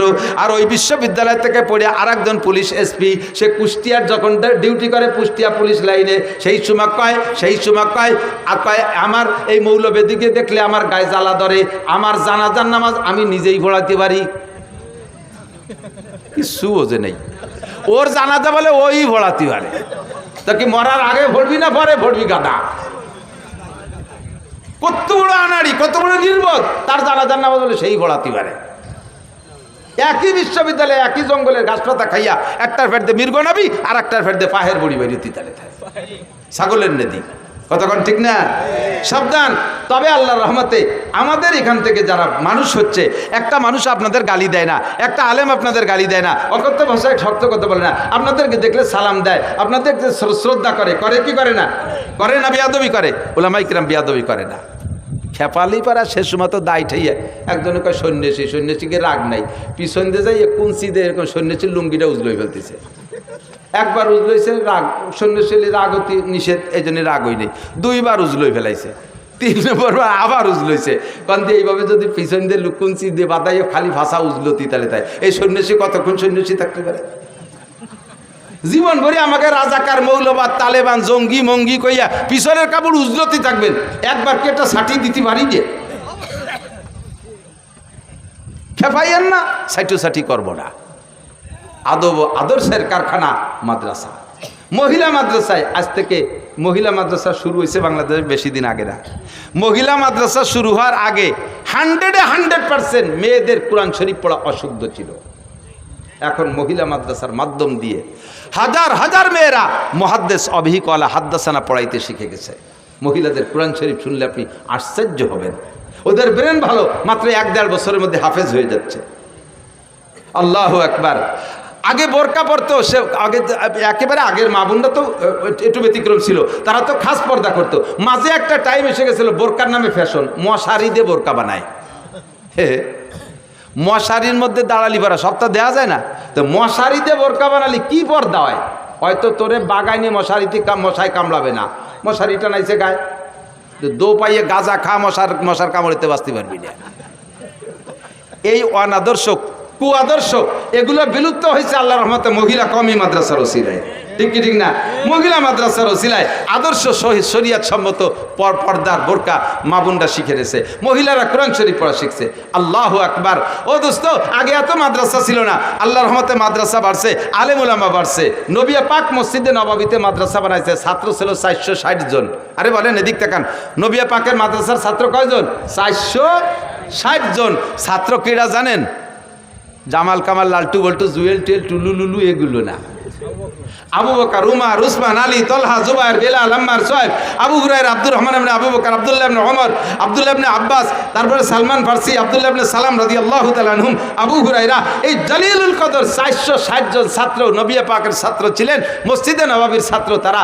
আর মদিনায় যত স্থানীয় ছিল তাদের ক্ষেত খামার হলো, ফসল তো ছিলই, সবচেয়ে বড় ফসল হলো খেজুর গাছ। হুজুর বলছেন তোমরা খেজুর কাইটা প্রত্যেক 10 কানির 1 কান খেজুর এই মসজিদে ঝুলাই থিয়ে যাবা আমার এই আনসার, আমার এই মুহাজিরিন তালবে ইলমদের জন্য, আমার এই 460 জন ছাত্রের জন্য তোমরা খেজুর দিয়ে যাবা প্রত্যেক 10 কানি 1 কান। জোরে কন্যা সুবহানাল্লাহ। এই থেকে প্রথা চালু হলো, ফসলের ওসর মাদ্রাসায় দিতে হবে, সিস্টেমটা নবী পাকই চালু করে গেছে। ফসলের ওসর 40 ভাগের 1 ভাগ, 10 ভাগের 1 ভাগ, 20 ভাগের 1 ভাগ, মদিনার খেজুর 10 ভাগের 10 কানির 1 কান হুজুরের সাহাবাদের জন্য হুজুর এভাবে কালেকশন করতেন। কালেকশনটা শুনলে একদলের মানুষের এই তো মাদ্রাসাটা খুলি এটা বিক্ষে শুরু হয়ে নিয়েছে। সাবধান, এদিক তাকান, লক্ষ্য করেন। দারুল উলুম দেওবন্দ মাদ্রাসা যখন তৈরি হয়েছে তখন কাসেম নানুতুবি রহমতুল্লাহ আলাইহি কালেকশন করতেন মুষ্টি আটা, আমাকে দেশে মুষ্টি চাউল, আমাকে দিকে মুষ্টি চাল আছে না, আপনাদের দিকে কালেকশন হয়নি? আর খেয়াল করেন না এদিক থেকে, মুষ্টি চাউল কালেকশন হয় না? মুষ্টি চাউল আপনাদের এই মাদ্রাসার মহল্লায় আমি শুনেছি 1000 সদস্য আছে, কমপক্ষে 1000 ফ্যামিলি আছে। মুষ্টি চাউল দিতে কোনো কষ্ট হয় না, একটা ডাব্বা আলাদা বানাবেন, বস্তাতে করে সময় চাউল দেবেন না, তাহলে বরকত হবে না। আপনি প্রত্যেক অক্তের খাবার যে চাউল তুলে নেবেন রান্নার জন্য, ওর মধ্যে থেকে ছোট্ট 1 মুঠ চাউল এই ডাব্বার মধ্যে রেখে যাবেন, আপনার ভাতও কম পড়বে না। আর 8 দিন 7 দিন পর্যন্ত 1 মুঠ করে যদি 2 বেলাও রান্না করেন, জমা করেন ওর ভিতরে, দেখবেন যে সপ্তাহের মাথায় যে 1 কেজি চাউল হয়ে গেছে। কতক্ষণ ঠিক না? এই 1 কেজি চাউল দিয়ে আপনি জান্নাত কেনেন। হযরত কাসেম নানুতুবি রহমতুল্লাহ মুষ্টি আটা কালেকশনে পাঠাইতেন এলাকায়, দেওবন্দ এলাকায়। তো এক বড় লোক আইসা কাসেম নানুতুবিকে বলতেছে, হুজুর আমার একটা অভিযোগ, আলেম তালবে আলিম আল্লাহ রসুলের মেহমান এরাই শুক্রবার আসলে খয়রাইতে ব্যাগ নিয়ে বাড়ি বাড়ি ঘুরে দেখতে কেমন দেওয়া যায়, আমার তো খুব খারাপ লাগতেছে। হুজুর বেটা খাওয়াবো কি, সরকার তো টাকা পয়সা দেয় না, মাদ্রাসা জায়গা জমিও নাই, ব্যবসা বাণিজ্য নাই, তাকে খাওয়াতে জন্য মুষ্টি আটা কালেকশন না করলে কি খাওয়াবো? তো ওই বড় লোক বলতেছে, হুজুর আপনার মাসে কতগুলো আটা লাগে আর বছরে কতটুকু আটা লাগে? কয় কেন? কয় যত আটা লাগে সারা বছরের আটা আমি দিয়ে দেবো, যদি চান একবারে দিয়ে দেবো বছরে, তাও নিতে পারেন, মাসে মাসেও নিতে পারেন, বা সাপ্তাহিকভাবেও নিতে পারেন। হুজুর বললেন তবে শর্ত হলো কালেকশন করতে পারবেন না। হুজুর কয় এই কথাটা আমি কালকে রেজাল্ট দেবো, আজকে বলবো না যে কালেকশন বাদ দিয়ে তোমার আটা নেবো কি নেবো না। রাতের বেলা হুজুর বলেন আমার একটা মিটিং আছে, মিটিং কাকের সাথে? মাদ্রাসার কমিটির সাথে না, শিক্ষকদের সাথে না, যারা আটা দেয় তাদের সাথে মিটিং। গিয়ে বেরোইছে হুজুর রাতের বেলা একা একা। দেওবন্দের এক বুড়ি মহিলা, যে মহিলা নিয়মিত আটা দেয়, ওই মহিলার কাছে যে বলতেছে, চাচি তোমাকেও কপাল ভালো আমাকেও কপাল ভালো, এক বড় লোক এসে আমাকে সারা বছরের আটা দিয়ে দেবে, আর আমার ছাত্ররা কালেকশন করতে আসবে না, তাকেও বিরক্ত করা লাগবে না, আর তোমাকেও বিরক্ত হওয়া লাগবে না, আমার তালবে আলিমকে টাকা আটা আর দেওয়া লাগবে না। তুমি এ ব্যাপারে কি বলো, তোমার কি মত? বুড়ি লম্বারটা নিঃশ্বাস ছাড়ছে, কাসেম তুমি তাহলে আমাকে বেচতে যেতে দিলে না, কেন দিতেছে? তুমি তোমার বড় লোককে নিয়ে আর তোমার হুজুরকে নিয়ে বেচতে যাইও, আমরা গরিব গুরবা মানুষ লেখাপড়া কিছু জানি না, সারা রাত ইবাদত বন্দেগি করতে পারি না, তোমার তালবে আলিমকে একটু আটা খাওয়াইয়া বেচতে আশা করতেছিলাম, তুমি তাও বন্ধ করে দিলে, তাহলে আমাকে বেচতে যেতে দিবা না?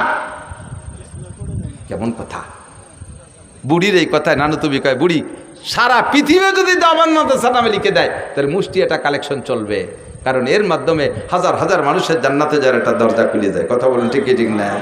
আপনারাই মাদ্রাসায় মুষ্টি চাউল দেবেন, নবী পাক কালেকশন করেছেন, আপনারা মুষ্টি চাউল দেবেন, এর মাধ্যমে জান্নাত কিনবেন। আপনার ছেলে ভাত খাইয়া, আপনার ছেলে ভাত খেয়ে রাতভর ফেসবুক আর ইন্টারনেট দেখে, ল্যাংটা ছবি দেখে, আর আপনার 1 মুঠ চাউল খেয়ে মাদ্রাসার ছাত্ররা রাত্রে কোরআন শরীফ পড়ে, শেষ রাতে তাহাজ্জুদ পড়বে। কাজেই আপনার 1 মুঠ চাউল এদের জন্য বরাদ্দ দেওয়া যাবে কি যাবে না? প্রত্যেকে প্রস্তুতি নেবেন, আর যেন মিস করবেন না।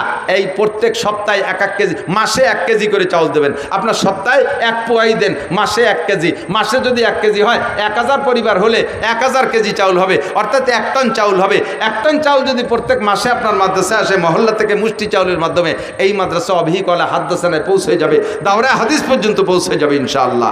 আপনারা রাজি আছেন না ইনশাআল্লাহ? রাজি আছেন না ইনশাআল্লাহ? এটা নবীর আদর্শ, কালেকশনও নবীর আদর্শ। রাতবার বলছি না, এ তো মাত্র শুরু করছে পেশা পায়খানার থেকে, আরও সামনে তো হাজার হাজার রয়ে গেছে, হাজার হাজার লক্ষ লক্ষ রয়ে গেছে। হুজুর বলে, আল্লাহ পাক বলেন, লাকাদ কানা লাকুম ফি রাসূলিল্লাহি উসওয়াতুন হাসানা, তোমাদের জন্য যেদিকে তাকাইবা সেদিকে মুহাম্মদুর রাসূলুল্লাহর উসওয়া আদর্শ তোমাদের জন্য রয়ে গেছে। কথা বলুন ঠিক কি ঠিক না? আল্লাহ তাআলা আমাদেরকে কবুল করেন, নবীর আদর্শ অনুযায়ী চলার তৌফিক দান করেন, সবাই বলেন আমিন। আজকে ছোট্ট করে একটু মিলাদ পড়ছি, টের পাইছেন? আর এরপরে মিলাদ সম্পূর্ণ পড়তে গেলে তো আগেই বলে নিছি 30 বছর লাগবে। আজকে অল্প একটু মিলাদ পড়ছি, এই নাম হলো মিলাদ। আর ওয়ালাম্মা তাম্মা হামলুহু কইয়া কি যে হুজুর একটু ভূতির মন্তর না কি বললো তা কিছু টের পারলাম না। নবী সালাম আলাইকা দাও জিলাপি। আল্লাহর কসম এরে মিলাদ কয় না, আল্লাহর কসম এরে মিলাদ কয় না। ওটা মিলাদের নামে একটা বু, একটা ব্লাং, একটা ফালতু, একটা দোকা ছাড়া আর কিছুই না। নবী পাকের সামনে দুরুদ পড়বো। কথা বলেন কি পড়বো? দুরুদ শরীফ পড়বো। হাদিসের ভিতরে অনেক দুরুদ আছে, তার মধ্যে শ্রেষ্ঠ দুরুদ দুরুদে ইব্রাহিমী। এইটা পড়লে নেকি পাওয়া যায় সবচাইতে বেশি। আল্লাহ তাআলা আমাদের তৌফিক দান করে, সবাই বলেন আমিন। তা আমি কালেকশন পারিও না। আরে কপাল, এ মাল কোনতে সংগ্রহ করে ফেলেছে আমার অত্যন্ত মহব্বতে। আশরাফি সাহেব সেই সিলেট থেকে চলে আসছে, বলেন আলহামদুলিল্লাহ। গজল হবে, কেরাত হবে, আজান হবে, আজান হবে। এ সময় যদিও কোনো উক্ত না, তবু আজান হবে ইনশাআল্লাহ। ফজরের আজান এখন দিয়ে তবে কেরাত হবে অত্যন্ত সুললিত কণ্ঠে। আমি কত ভালোবাসি, সাক্ষাৎ পাই না। আর ওনাকে দাম বাড়িয়ে গেছেন, আমরা গরিব মাদ্রাসা নিতেও পারি না। কি আর আপনারা যদি দাম না দেন সামনে বার পাবেন না। দাম দিয়েন সবাই রে। তো আলহামদুলিল্লাহ আছেন তো সবাই ইনশাআল্লাহ। এই উপস্থিতিতে মুক্তাসার একটু কালেকশন, মুক্তাসার একটু কালেকশন। মাদ্রাসার বোর্ডিং এর জন্য বোর্ডিং আছে নাকি? লিল্লা বোর্ডিং আছে। এতিম